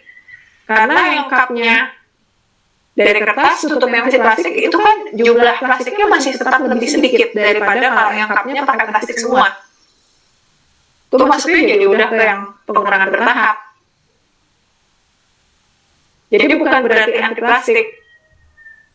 Tapi gimana kita sama-sama ini bisa mikir, oh ya ini plastiknya lebih sedikit, pakai ini aja deh. Gitu. Ya, Mbak Jen, lu.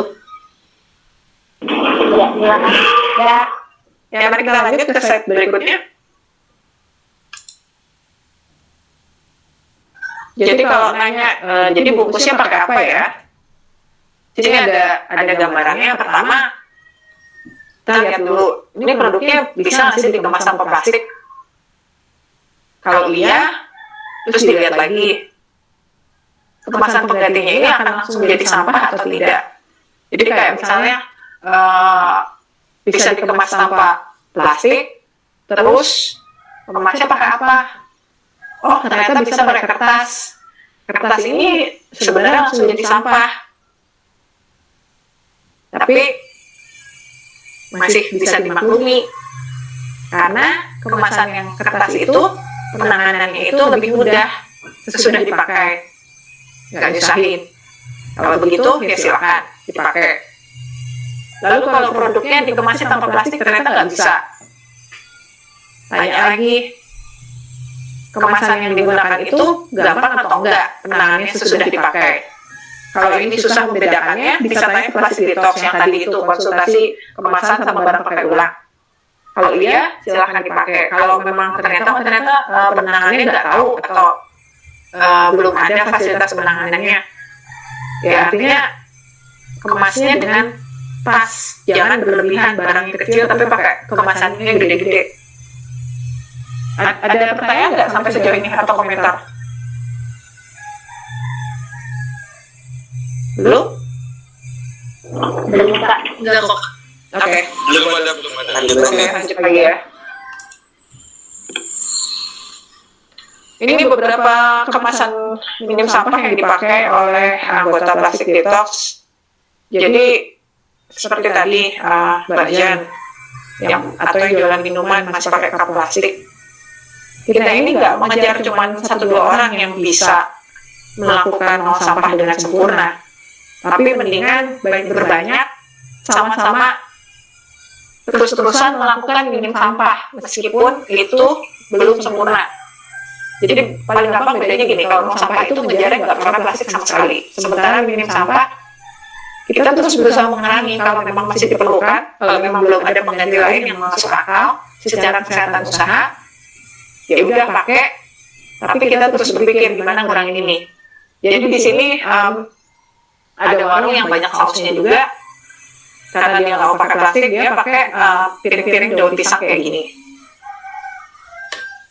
Tentunya ini juga balik lagi tergantung produknya bisa dibeginikan apa enggak. Lalu yang jual kopi di sini nggak mau pakai plastik, pakainya botol kaca. Botol kaca ini kemungkinan untuk dipakai ulangnya bisa buat macam-macam. Ya, jadi kita tuh menyediakan pilihan. Yang penting menyediakan pilihan dulu bisa dipakai ulang. Oh, tapi tetap aja itu pilihan orangnya mau pakai ulang apa enggak. Cuma paling enggak kita sudah menyediakan kemungkinan ini bisa dipakai ulang.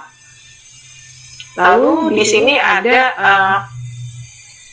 bekas susu, kotak bekas susu yang diubah jadi baki buat membawa kopi pas take away. Ini juga salah satu cara yang dimanfaatkan. Lalu satu usaha lagi di sini yang jual nasi campur, nggak mau pakai plastik, dia memilih pakai BC karena menurut penghitungan dia ramah lingkungan, mudah dan murah, dan penanganan sesudah dikonsumsi juga lebih mudah. Ada berbagai cara di sini. Yang berikutnya sering.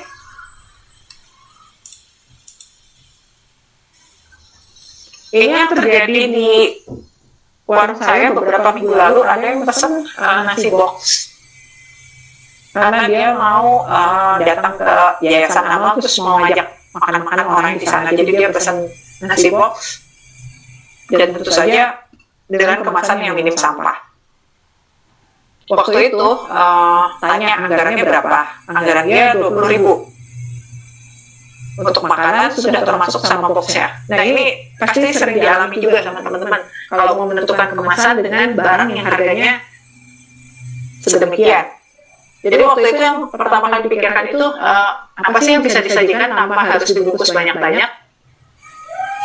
Jadi contohnya juga di warung saya itu menu buat take away sama menu buat makan di tempat itu beda. Segala sesuatu yang berkuah itu nggak masuk ke dalam menu take away. Kalau ditanya sama pelanggannya, oh kenapa itu nggak bisa di take away? Oh karena kalau ini di take away nanti kualitas makannya beda, ini lebih enak kalau dimakan langsung di sini. Jadi rata-rata mereka memang kalau mau pesen yang berkuah makan di tempat, atau kalaupun mereka tetap pengen bawa take away dan tahu tidak bisa take away karena nggak ada kemasan yang dianggap pas sama kualitasnya berubah, mereka bawa wadah sendiri dari rumah. Terus kalaupun pakai kemasan, pemikirannya apa sih yang paling minim dampaknya terhadap lingkungan? Jadi waktu itu strategi yang dipakai jenis makanannya yang udah dikemas. Di sini ada ayam goreng, sama urap, dan tempe balado. Tempe balado dipilih sebagai cara buat menyajikan sambal atau sesuatu yang pedas tanpa harus pakai sambal yang perlu dibungkusin kecil-kecil atau tercampur kemana-mana. Lalu kemasannya juga pilihnya paling sederhana, ini kayak kardus kue biasa. Harganya sekitar 1.200. Lalu bawahnya dialasi sama daun pisang. Karena hitungan kami di warung kami alokasi kemasan ini maksimal 10% dari harga makanan. Kalau lebih dari itu sudah terlalu membebani kesehatan usaha. Lalu ada yang nanya, loh kenapa nggak dibungkus daun pisang aja semuanya kalau kayak gitu? Nah, di Ubud ini harga bahan baku segala macam itu 3 kali lipat dari harga di Jawa, karena semua harus didatangkan. Bahkan perbedaan harga dengan di Denpasar aja cukup besar. Saya punya kebun tapi belum nanam daun pisang sendiri, sehingga kalau harus beli itu nggak masuk ke alokasi dana yang 10% ini. Dan kalau dilihat, ini belum yang paling sempurna. Dus makanan ini terurai dalam 2-3 bulan. Daun pisang 2-3 minggu terurai. Masih perlu waktu buat terurai, tapi paling nggak kan tidak bertahan ratusan tahun. Seperti plastik. Jadi, pertimbangan semacam ini. Oh ya, terus saya juga pengen tanya kalau teman-teman selama ini sampah organiknya dikemanakan atau diapain? Contohnya yang warung kopi, mungkin ada dari ground coffee-nya itu dikemanain? Dan diapain? Silakan yang jual kopi.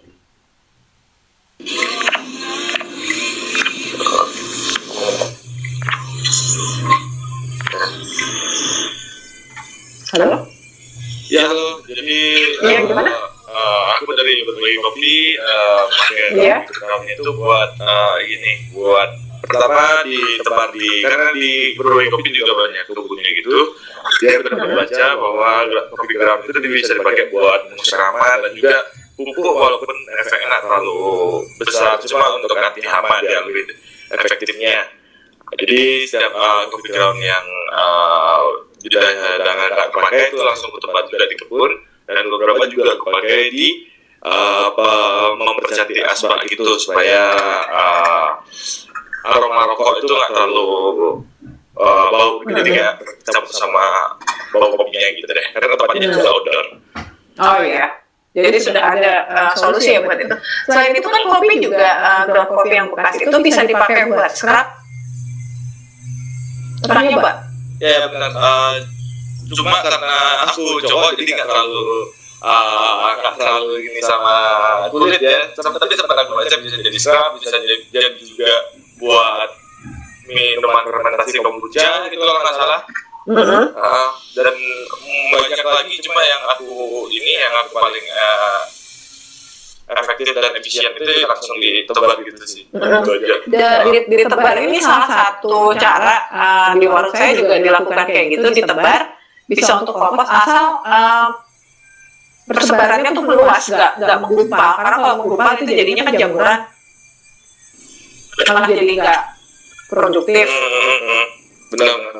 Sama satu lagi juga, ini tadi waktu ngomong tentang scrub, saya mengajak berpikir sebagai pengusaha yang memandang kopi sebagai scrub ini peluang usaha baru, bukan masalah laki-laki atau perempuan, tapi akan ada orang-orang yang senang dengan scrub kopi dan bisa dimanfaatkan ke arah situ. Itu bagaimana? Oke, baik. Cuma karena potensi yang bagus. Cuma karena aku belum ada melirik ke arah sana dan belum mempelajari pasarnya untuk scrub juga, jadi belum ada niat untuk terlaksana, cuma karena ini potensi yang bagus juga, mungkin nantinya juga bisa beriring untuk dijadikan serap juga. Karena pengolahannya menurutku juga mungkin nggak sesimpel langsung dipakai gitu ya. Jadi emang harus dipelajari lebih lanjut lagi. Oke, nah ini tadi dari Rastafal nulis di dialog box. Jadi produk lanjutan di Bandung atas ada satu kedai jualan scrap kopi. Mbak Bea itu nggak namanya apa?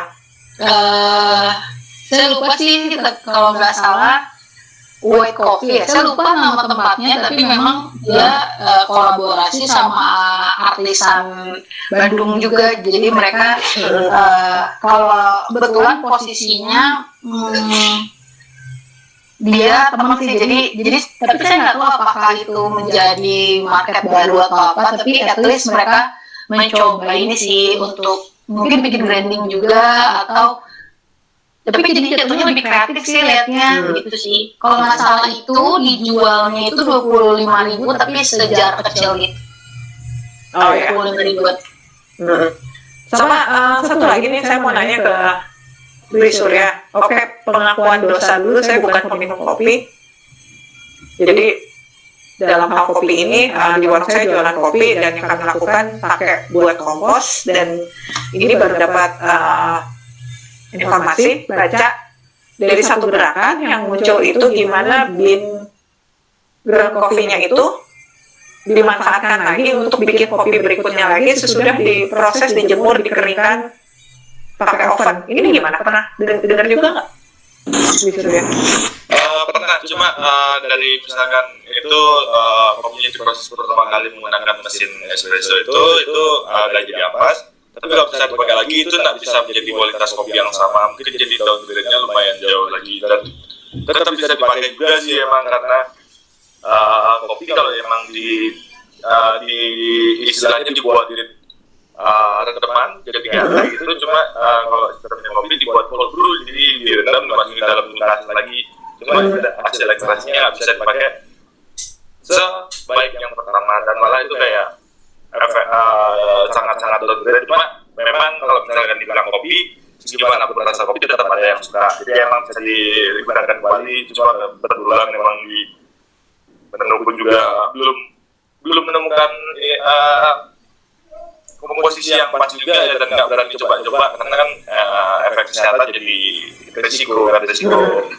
Jadi belum berani coba. Aku sempat dengar, bahkan aku sempat riset sampai di luar negeri, itu ampas kopi udah bisa dijadiin sampai kayu bakar loh. Iya,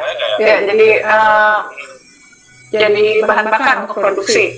Ya, jadi orang-orang camping udah jadi ampas kopi mungkin dipadetin atau mengalami segala proses lagi, dipadatkan, dibakar lagi, mungkin jadi api unggun yang long lasting juga, dan mungkin juga bisa dipakai sebagai bahan untuk masak yang lain yang masih menggunakan wood firing gitu. Bahkan bisa juga kalau di Inggris itu udah jadi sumber energi buat industri lain. Wah, itu keren tuh. Ya, nah, ini dari sini kan artinya ada banyak kemungkinan dari ground coffee atau dari sampah-sampah yang masih diproduksi, terutama dari sampah organik. Tapi kalau ditanganin sendiri tentunya kita kelabakan, ya. Perlu kolaborasi. Nah, kalau saya sedikit beruntung karena tinggal di Ubud, di rumah lahannya masih ada buat beternak, jadi semua sisa-sisa makanan, sampah organik dari warung saya itu dikumpulin, jadi udah dipilah, terus dikasih makan ke kalkun dan ayam. Itu udah kayak gitu caranya, tapi kan itu nggak bisa untuk semua jenis. Terus di saat kayak gini kita perlu juga kolaborasi, misalnya di antara sesama anggota Plastik Detox, ada yang punya kebun, ada yang punya kopi, bisa atau tidak kerjasama. Kalau kayak di berbagi kopi kan tadi beruntung masih outdoor, banyak lahan, jadi bisa dimanfaatkan jadi kompos. Tapi kalau yang tempat kopinya kecil di tengah kota, nggak perlu kompos juga untuk kebutuhan sendiri, bisa juga dicek kerjasama dengan kebun atau penjual tanaman. mereka perlu itu apa enggak. Nah kalau di Plastafal gimana? Karena tadi produksinya sayur dan mengelola sampah organik, Iya. ada nggak yang kopi juga? Iya. Serahkan ke sana, ada. Sebetulnya Mbak Ana kalau di Plastafal itu kan sebenarnya dia holdnya itu waste management service. Nah kebetulan kita emang ada beberapa kedai kopi sih yang kerjasama. Nah sayuran dari backyard ini memang sebenarnya adalah hasil kompos dari kopi-kopi juga sebenarnya. Jadi sebenarnya makanya tadi pas teman-teman bilang kopi untuk dikompos itu sebenarnya bagus banget sih untuk menambah nitrogen di tanaman gitu. Kalau di Bali, sering kan ada anggota Plastik Detox yang menjual tanaman hias kan ya, tropical seeds kalau nggak salah, Bali tropical seeds. Iya, Bener banget Kak. jadi benar. Yang bisa kami bantu, Plastik Detox berusaha membantu teman-teman yang masih ada kesulitan juga dengan sampah organik.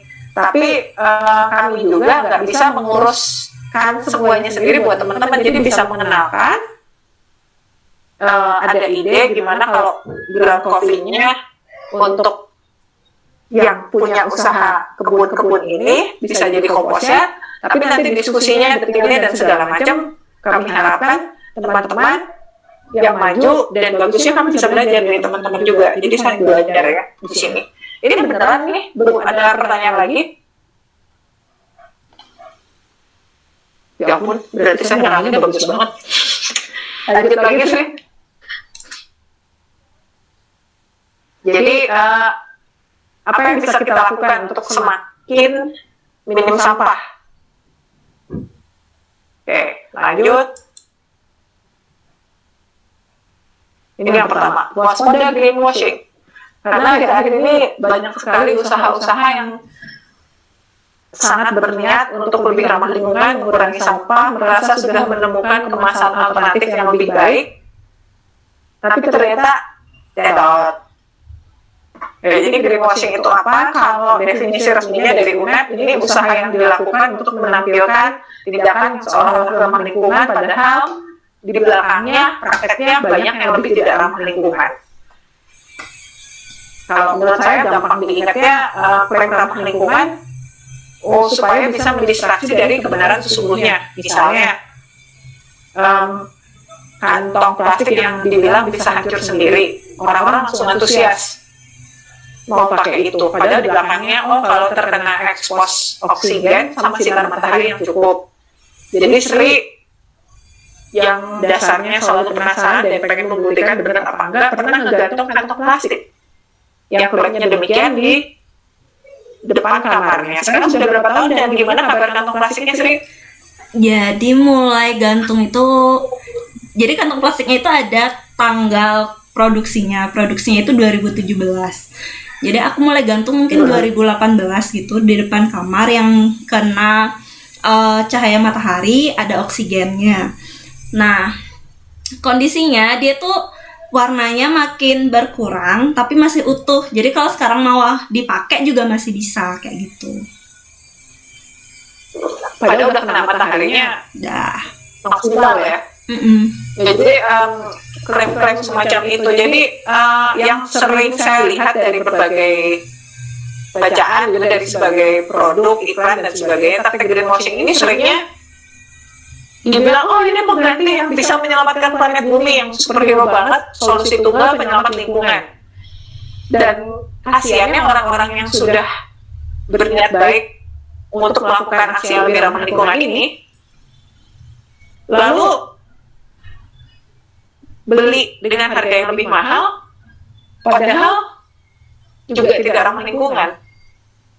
Dan produk iklannya besar-besaran, buktinya nggak jelas. Itu tadi, sering distraksi aja, jadi keunggulan yang satu ditonjol-tonjolkan, tapi dampak kurang baiknya yang 11, itu sama sekali tidak disebutkan.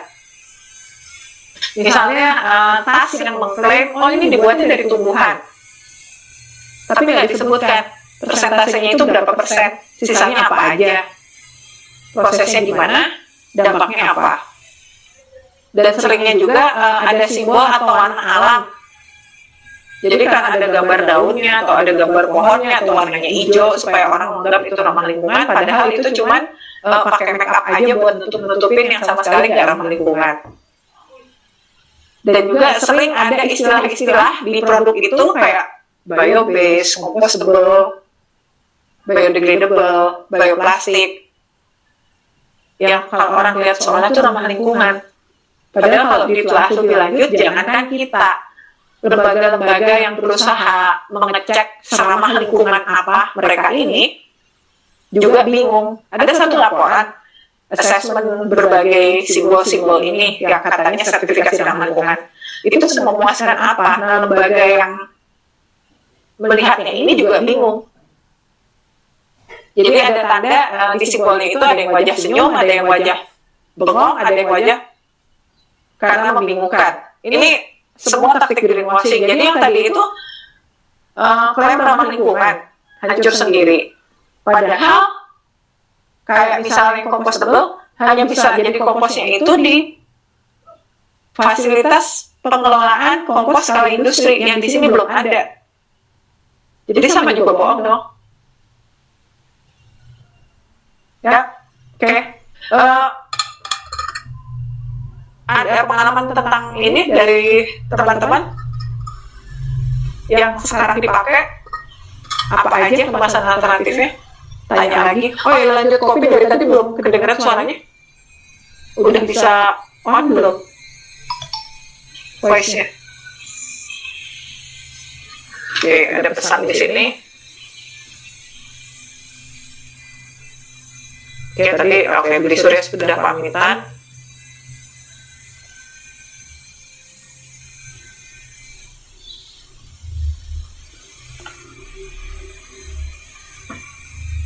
Mbak Rena, saya pengen tanya. Iya, Pak. Kemarin keputusannya untuk memilih kemasan yang sekarang dipakai itu apa aja selain dari harga sama praktis? Sebenarnya mau ini sih, kita mau nunjukin unique selling point-nya aja lewat packaging kita gitu, karena kita udah analisa dari kompetitor lain kayaknya nggak ada nih yang jual jus dengan packaging begitu, karena biasanya mereka pakai sealer yang kayak udah plastik aja gitu di atas ini gitu sih. Oke. Terus kira-kira tanggapan terhadap kemasan itu gimana?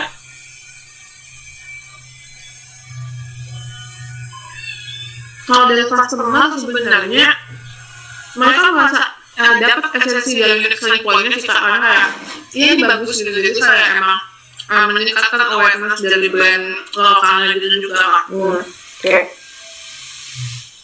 Oke, kalau dari dapur difabel?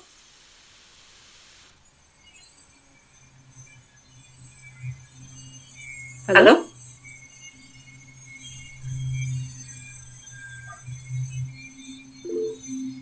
Oh, lagi izin sebentar. Oke, maaf. Lagi jeduk dapur. Oke, kita lanjut lagi. Sri, slide berikutnya. Jadi ini ada pengalaman dari beberapa anggota Plastic Detox.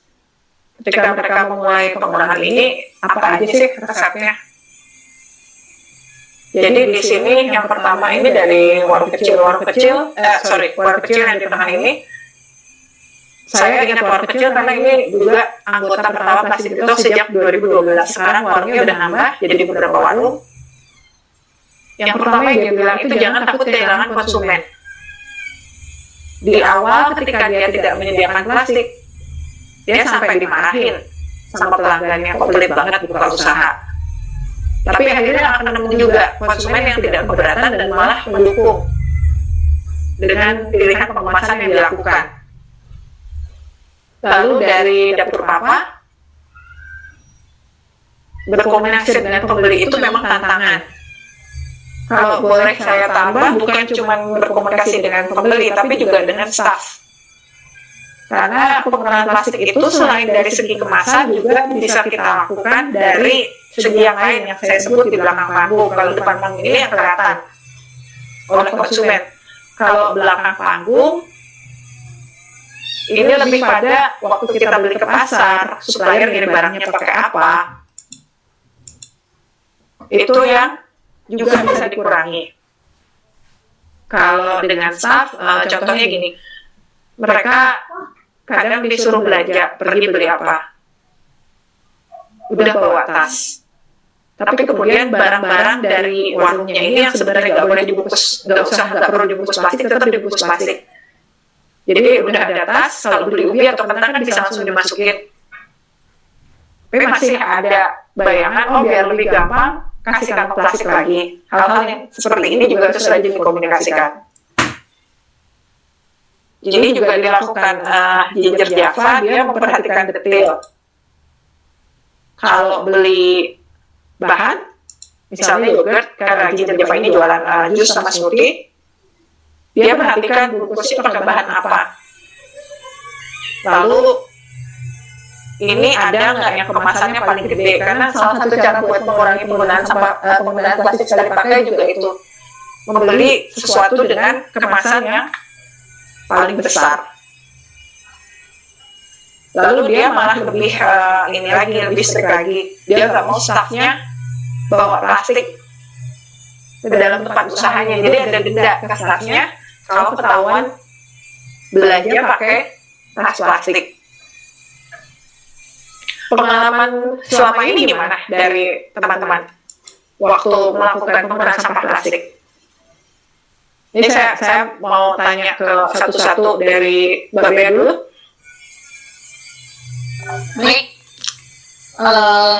kebetulan kalau misalnya Plastafal itu kan memang visinya itu salah satunya kan zero waste Mbak. Jadi dari awal memang semua tim ini, walaupun sebenarnya Plastafal itu kan ada program namanya Bank Sampah. Nah dari awal tuh memang sudah dibicarakan kalau memang mau bareng-bareng bertumbuh di Plastafal, memang harus bertumbuh dalam penggalian zero waste-nya sebenarnya. Jadi walaupun kita ada bank sampah bukan berarti ayo kamu boleh nih ini bawa sampah ini gitu. Kan nanti juga ada bank sampah bisa ditabungin ya tempat apa.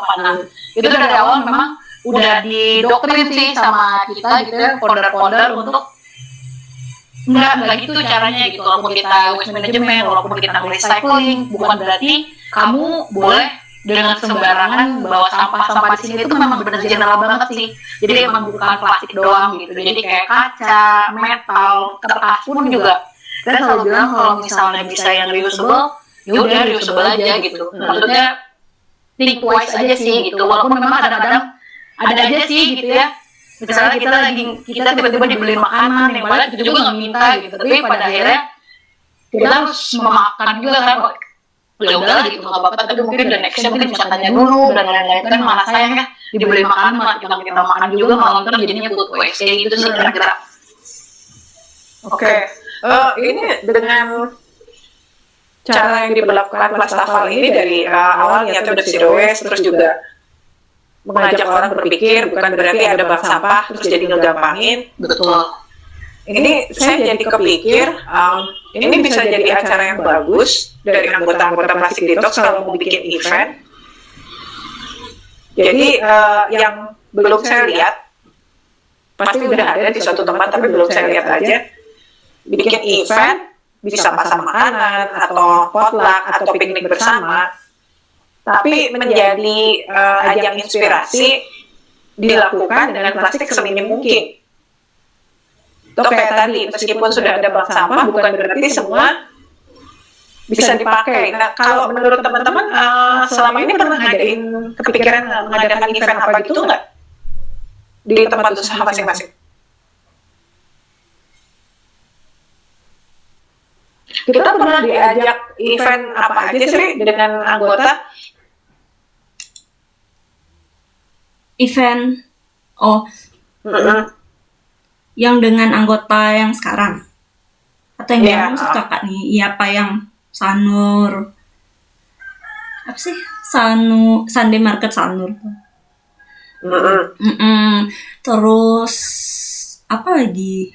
Ntar kok mendadak lupa aku detail gitu.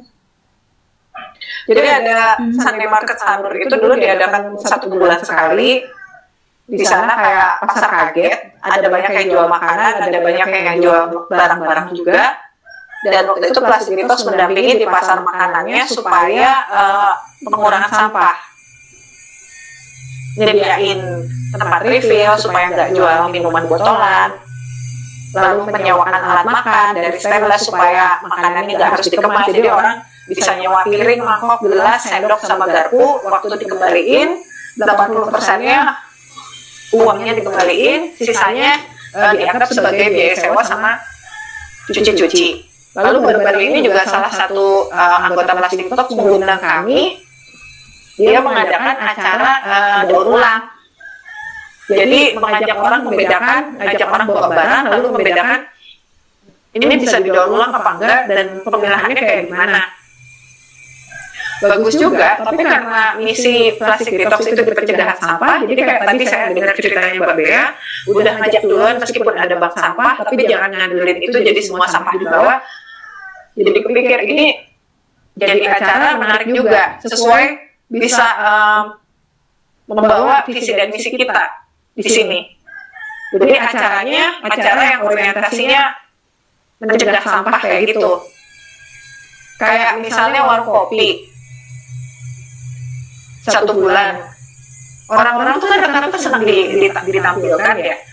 Jadi mendorong mereka bawa tumbler, lalu ketika bawa tumbler dapat penghargaan, bisa berupa diskon, karena sebenarnya ketika kita jual kopi take away itu kita keluar biaya kan untuk cupnya itu. Anggaplah karena tidak harus beli cup, biaya itu kita berikan sebagai insentif kepada pelanggan. Lalu pelanggannya ini kalau terus-terusan buat tumbler bisa dapat yang lain. Misalnya ditampilkan di sosial media, terima kasih sudah menjadi pahlawan kopi yang sudah bisa menikmati kopi take away tanpa memproduksi sampah, yang hal-hal kayak gitu. Kami akan senang sekali dan akan mendukung teman-teman kalau ada yang terpikir mengadakan acara ini, bisa promosi usaha, bisa promosi visi misi pengurangan sampah plastik, dan kami bisa dukung misalnya dengan membantu promosikan. Kalau ada desain yang perlu dibantu juga bisa tanya.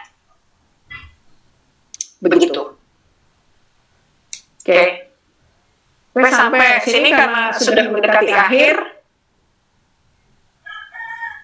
belum ada komentar atau pertanyaan lagi? Oke, lanjut. Yang terakhir ini pengingat ya, jadi minim sampah itu mulainya dari yang paling mudah. Saya akan mulai aksi minim sampah dari pengurangan yang termudah. Gak usah mikir harus mau sampah, harus sempurna. Tapi lihat, yang paling mungkin dilakukan di tempat usaha itu apa, yang paling gampang itu dulu yang dicoba. Di luar 3 tadi yang kewajiban dari Plastik Detox, boleh banget kalau mau masih ngurangin yang lain-lain, tapi jangan lupa lihat dari yang paling mudah, yang paling gampang dilakukan. Saat ini di warung saya itu udah nggak ada semua kemasan styrofoam, sedotan, kantong kresek, itu nggak ada semua. Lalu pengurangan selanjutnya, beli apa-apa juga udah kemasannya yang paling besar-besar. Pengurangan selanjutnya yang pengen dilakukan ini, karena kami suppliernya ini ada 3 atau 4 yang udah kenal dari pasar, mau minta mereka tidak membungkus semuanya dengan plastik. Rata-rata udah ngerti untuk barang yang gede-gede kayak kentang, ubi, kayak gitu-gitu tuh nggak dibungkus, langsung dimasukin ke tas. Tapi untuk yang kecil-kecil, cita-citanya mau menambah jumlah tas jaring. Sekarang punyanya baru sekitar 6. Jadi ketika datang ke supplier, ngasih yang kosong untuk pesanan berikutnya supaya nggak harus dibungkus plastik. Jadi model dengan supplier yang sekarang itu, pesannya biasanya malam sebelum ngambil lewat WhatsApp, mereka udah siapin, pada saat pasar tinggal diambil semuanya. Kalau ada tas jaring udah ditinggalkan ke mereka, mereka bisa langsung masuk ke tas jaring, Jadi belanjaannya lebih minim sampah. Itu saat ini yang dianggap lumayan mudah. Lalu yang kedua, teguh dengan pilihan saya untuk perubahan bertahap menuju minim sampah. Jadi minim sampah ini jangan saking semangatnya semua pengen nol sampah, tapi terus sudah gitu frustasi sendiri, putus asa, terus cuma sebulan gak lanjut. Yang penting konsisten juga. Dan saya percaya si minim sampah pilihan saya akan mendatangkan berkah, karena ini kita sudah berbuat kebaikan, kayak tadi bagi air minum buat orang lain, itu sudah berbuat baik akan mendatangkan kebaikan. Tidak memproduksi sampah terlalu banyak sehingga akan ada cukup materi untuk konsumsi untuk generasi mendatang. Ini sudah niat baik, ini akan mendatangkan berkah dan kebaikan juga. Ya, jadi dari saya itu terima kasih karena teman-teman sudah betah dari tadi, dari awal sampai akhir mengikuti training ini. Kalau ada yang mau dibagikan atau ditanyakan, masih ada waktu. Silakan. Saya mau minum dulu. Oke, terima kasih. Oke, terima kasih Kak Ana. Teman-teman, silakan yang mau bertanya bisa langsung on mic, atau kalau memang lagi di luar bisa di chat box kalau ada pertanyaan atau komentar. Ya.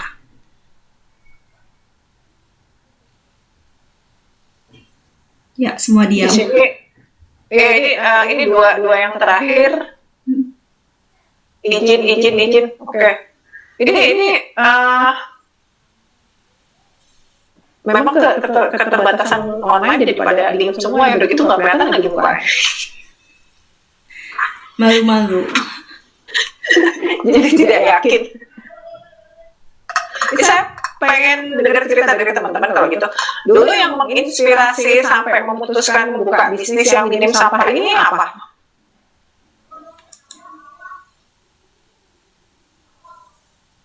Siapa yang masih bisa menyalakan internetnya ngomong? Untuk pipet PET gimana ya Kakak? Oke. Ini buat minuman apa dulu? Lalu benar-benar perlu apa enggak? Kalau diminumnya tanpa pipet, mungkin apa enggak? Jawabannya akan seperti itu. Jadi pipet itu juga perlu dilihat minumannya benar-benar perlu apa enggak? Perlu apa enggak? Gimana nih? Diketik di chat aja nggak apa-apa. Minumannya apa sih?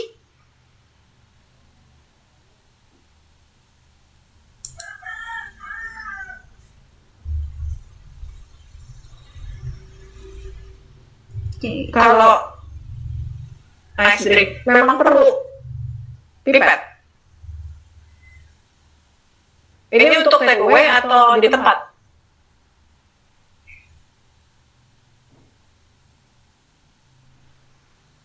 Oke, kalau di tempat, contoh ya di tempat saya semua minuman itu yang di tempat, nggak ada yang take away juga sih. Semua minuman yang di tempat itu dihidangkannya tanpa sedotan. Sedotannya hanya dikasih kalau orangnya minta. Lalu sedotan yang dikasih itu juga sedotan yang bisa dipakai ulang.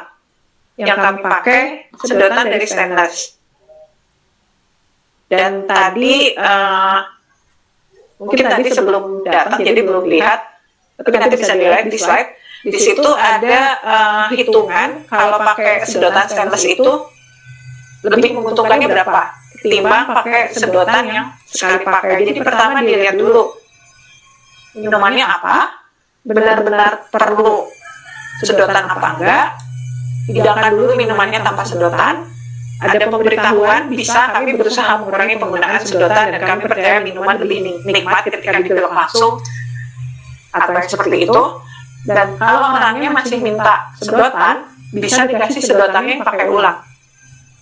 Ini gimana jawabannya sampai sejauh ini? Ada komentar lain?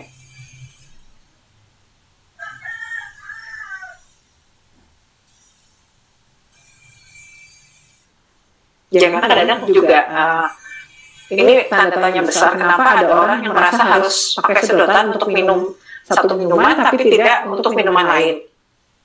Oh ya, sama di tempat saya juga untuk beberapa minuman dingin kayak jus markisa kan ada biji-bijinya itu supaya tetap bisa memudahkan mereka yang mau mengkonsumsi biji-bijinya itu disediain sendok panjang yang kayak sendok teh itu tapi yang tangkainya panjang.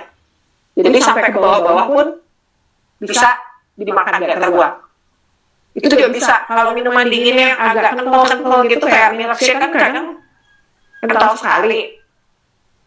Pakai sendok panjang. Udah kebayang ya sendok panjang. Lanjut kopi. Yang tadi pipet PET itu karena tadi ada di salah satu bagangnya plastik detox, bisa dilihat lagi pertanyaannya adalah apakah pengganti ini akan segera menjadi sampah. Rata-rata kan kalau yang pipet seperti itu segera menjadi sampah, jadi dicari masih tetap bisa pakai pipet tapi yang tidak segera menjadi sampah. Ya.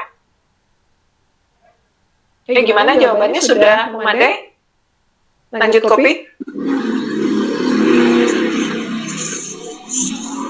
Kedengaran bunyi motor lewat di Bandung. Oke. Ada yang lain? Mbak Bea ada komentar? Mbak, malah mau nanya nih. Mbak, sebenarnya kan kalau di saya tuh kan saya tuh nggak pernah punya tote bag baru ya, jadi semuanya pokoknya kalau misalnya dia mau beli produk gitu, misalnya mau beli sayur atau mau, kita kan punya jual zero waste produk juga, kita biasanya pakai tote bag yang bekas-bekas gitu loh, karena memang kita open donasi untuk tote bag yang mereka pasti yang telah mereka punya banyak. Nah, sebenarnya aku mau nanya Mbak, kalau misalnya dalam segi penjualan ya, aku nggak tahu apakah teman-teman bisa bantu juga. Penting nggak sih kita bikin tote bag tuh yang ada nama brandnya kita gitu loh?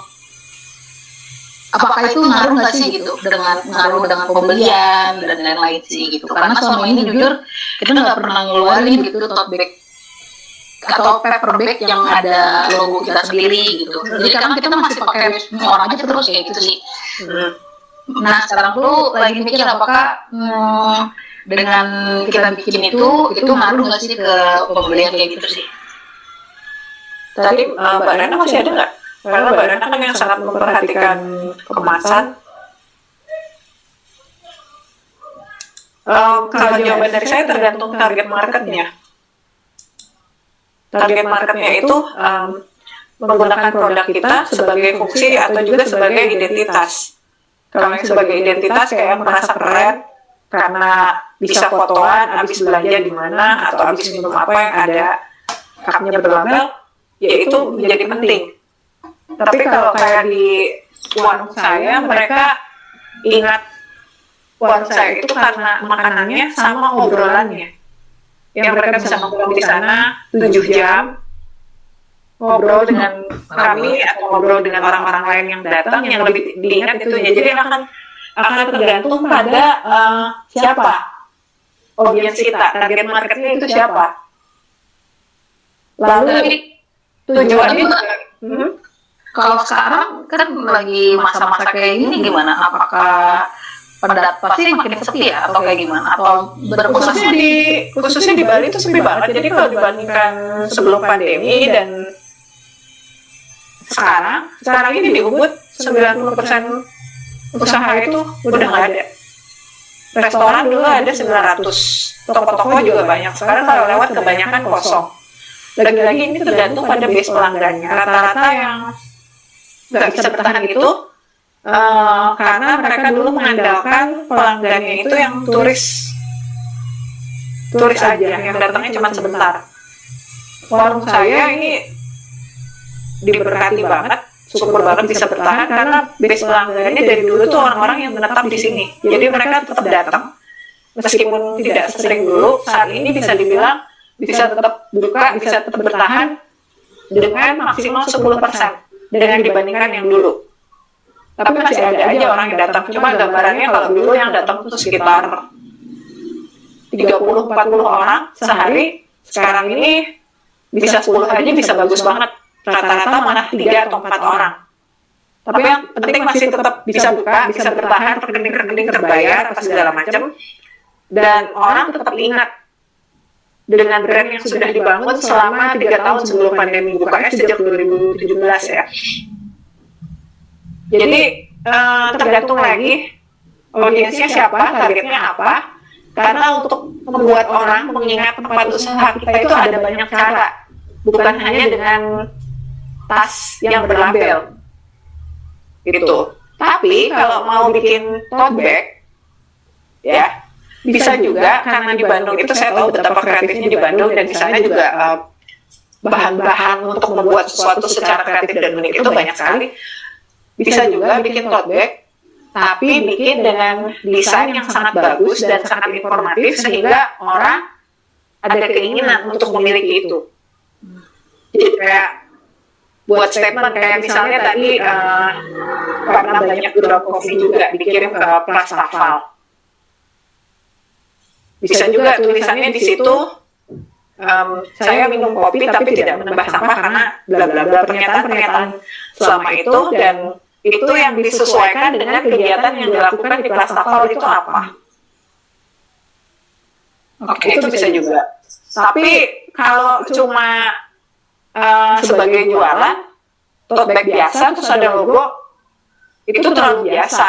Tidak ada sesuatu yang bisa dipamerkan oleh penggunanya. Ini lagi-lagi tergantung ya tujuannya apa. Ya. Nah, kalau di Bandung tuh wow, desain keren-keren. Tapi jadi kebelingan Mbak. jadi ide sama ide kalau di Bandung. Di ide ya. Mbak, tapi mungkin juga bagus kali ya kalau tote bag-nya bisa dia beli, nanti kan dia misalnya dia berlangganan, dia tinggal tukar tote bag lagi kayak gitu. Bagus kali ya idenya kayak gitu. Yang bagus juga gini, kolaborasi. Kayak tadi waktu kita ngomongin untuk warung-warung kopi yang di kawasan urban nggak bisa mengkopos di depannya atau apa, kolaborasi dengan usaha-usaha sejenis atau usaha lain. Jadi misalnya Plastafal kan punya teman si White Coffee, punya klien yang kopi ini, bikin tote bag-nya barengan. Ada satu statement di depan ya yang eye-catching bisa diingat, lalu di belakangnya ada logo siapa aja yang ikut di situ. Ketika si pelanggan ini datang ke tempat-tempat itu bawa tote bag-nya dipakai belanja, bisa dapat diskon 5% atau apa. Kayak gitu misalnya. Jadi tote bag-nya bukan hanya sekedar tote bag aja, tapi tote bag yang ada nilai tambah buat penggunanya dan ada insentif bagi dia untuk menggunakan tote bag-nya yang bisa dapat diskon, atau misalnya hal sederhana, oh kalau kamu buat tote bag ini ke warung kopi ini, lalu pesan kopi ini, dapat bonus biskuit coklat. Kayak gitu-gitu orang bisa senang loh. Kayak saya pernah iseng bikin TTS di warung yang isinya tentang menu apa segala macam. Kalau orang ke sana itu akan bisa ngisi. Terus ngomongnya cuma iseng, yang bisa ngisi ini nanti kalau datang ke warung lagi dapat kerupuk gratis. Kerupuk kan bukan hal yang mahal ya. Saya jual kerupuk 5.003 di toples gede gitu, orang bisa ambil sendiri 5.003, tapi tetap menarik gitu bagi orang-orang buat seru-seruan. Jadi kalaupun memutuskan untuk membuat tote bag, jadikanlah ini sebuah statement, mengiklankan usaha kita sama mengiklankan visi misi kita. Memang lebih ribet, tapi saya yakin kalau di Bandung apalagi banyak yang kreatif, mau kolaborasi pasti bisa. Terus nanti yang dari Bali perlu belajar nih, pada yang di Bandung ya nggak Sri? Sri kayak baru mikir, jadi pengen bikin tote bag. Enggak. Tapi benar kok bisa dipraktekin. Iya. Iya. Gimana kayak makasih? Pakai bekas itu juga idenya udah bagus banget loh. Iya, tapi benar sih Mbak, apa kita tuh bikin ide itu karena saking banyaknya Mbak, benar. Tote bag yang SpongeBob itu Mbak, itu wah gila sih.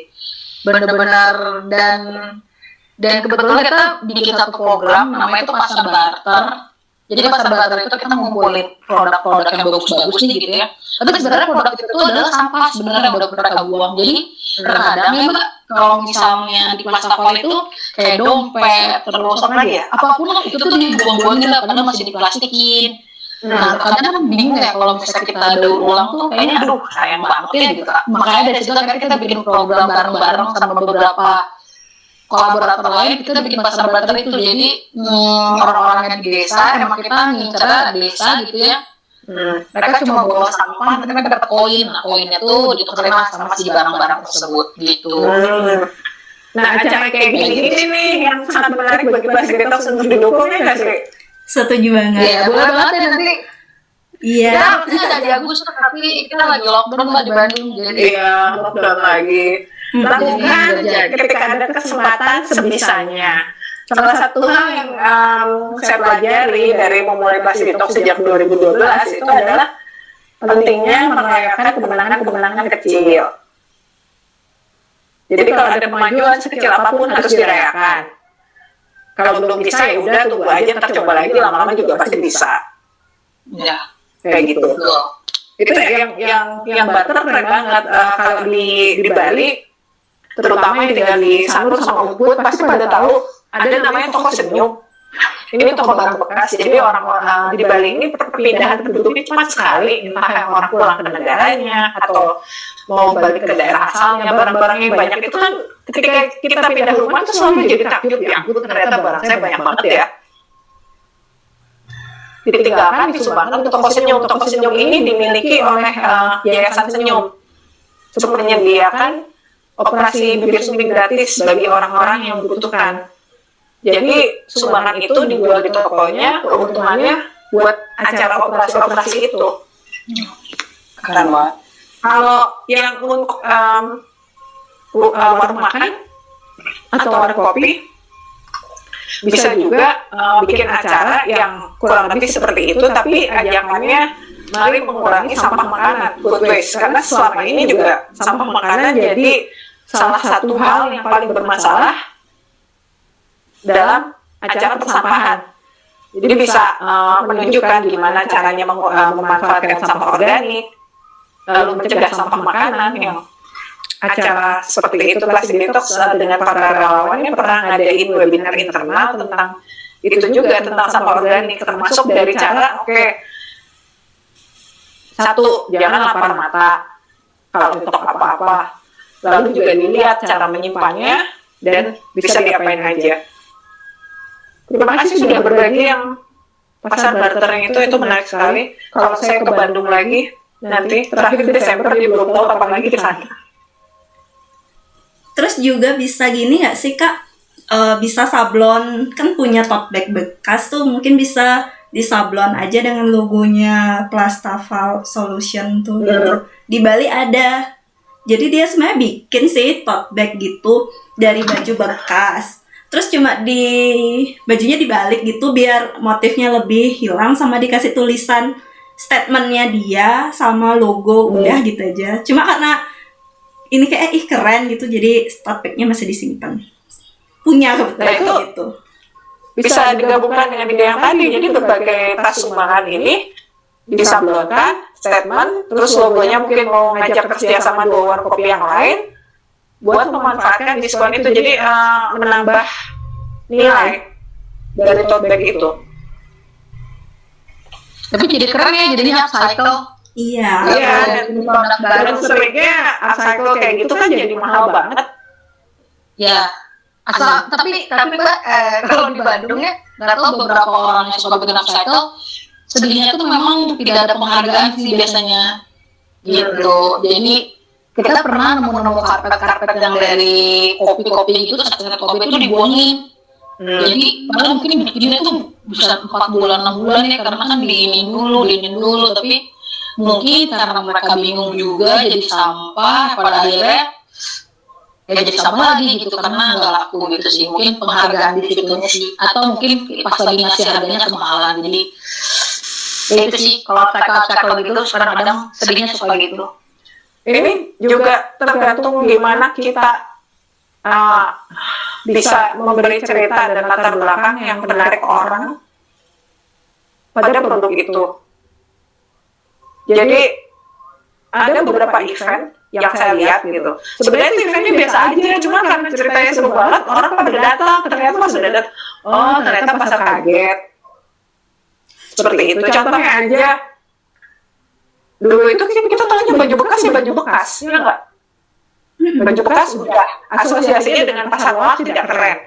Tapi terus mulai ada yang pakai kata vintage atau pre-love, lalu itu menaikkan nilainya. Jadi sebenarnya lagi saja tuh kalau kualitasnya bagus, lalu kita bisa mengangkat cerita tentang itu, masih ada kemungkinan itu punya nilai jual. Jangan mau kalah sama para pelaku greenwashing yang mencemari lingkungan, tapi terus pakai istilah-istilah greenwashing sehingga orang tertarik untuk membeli karena mau menyelamatkan lingkungan. Sebenarnya kita juga bisa meniru taktik mereka untuk beneran menyelamatkan lingkungan, mencegah itu semua jadi sampah. Ya, waktunya tinggal 3 menit lagi ada komentar sih, kok kayaknya kamu pengen mengatakan sesuatu, foto-foto. Iya. Iya. Ini di luar tanya jawab ini, kalau masih ada yang mau ditanyakan lagi, bisa kontak Plastik Detox, akan coba dibantu sebisanya. Dipikirnya malah jadi rombongan, lebih banyak lagi nanti idenya. Oke, kata Sri kita harus foto-foto. Iya, ayo kita Silakan sih, instruksinya kok langsung sisiran dulu. Ini Mbak Jane sama dapur papa sama lanjut kopi nggak bisa on cam ya? Ya, kalau bisa ini nggak sekarang sih tidak bisa, betul yang bisa. Kalau kerja.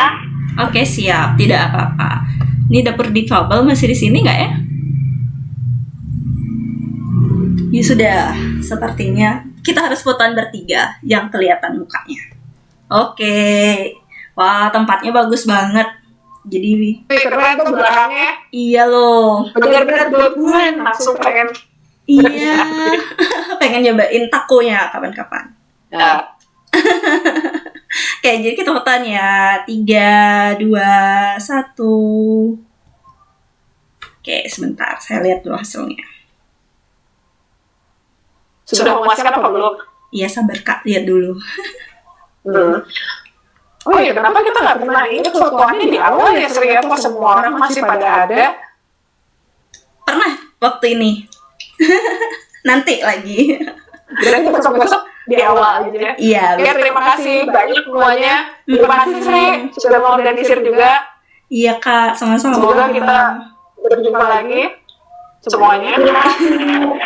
Iya, terima kasih semua. Terima kasih, Plastik Detox. Sampai bertemu.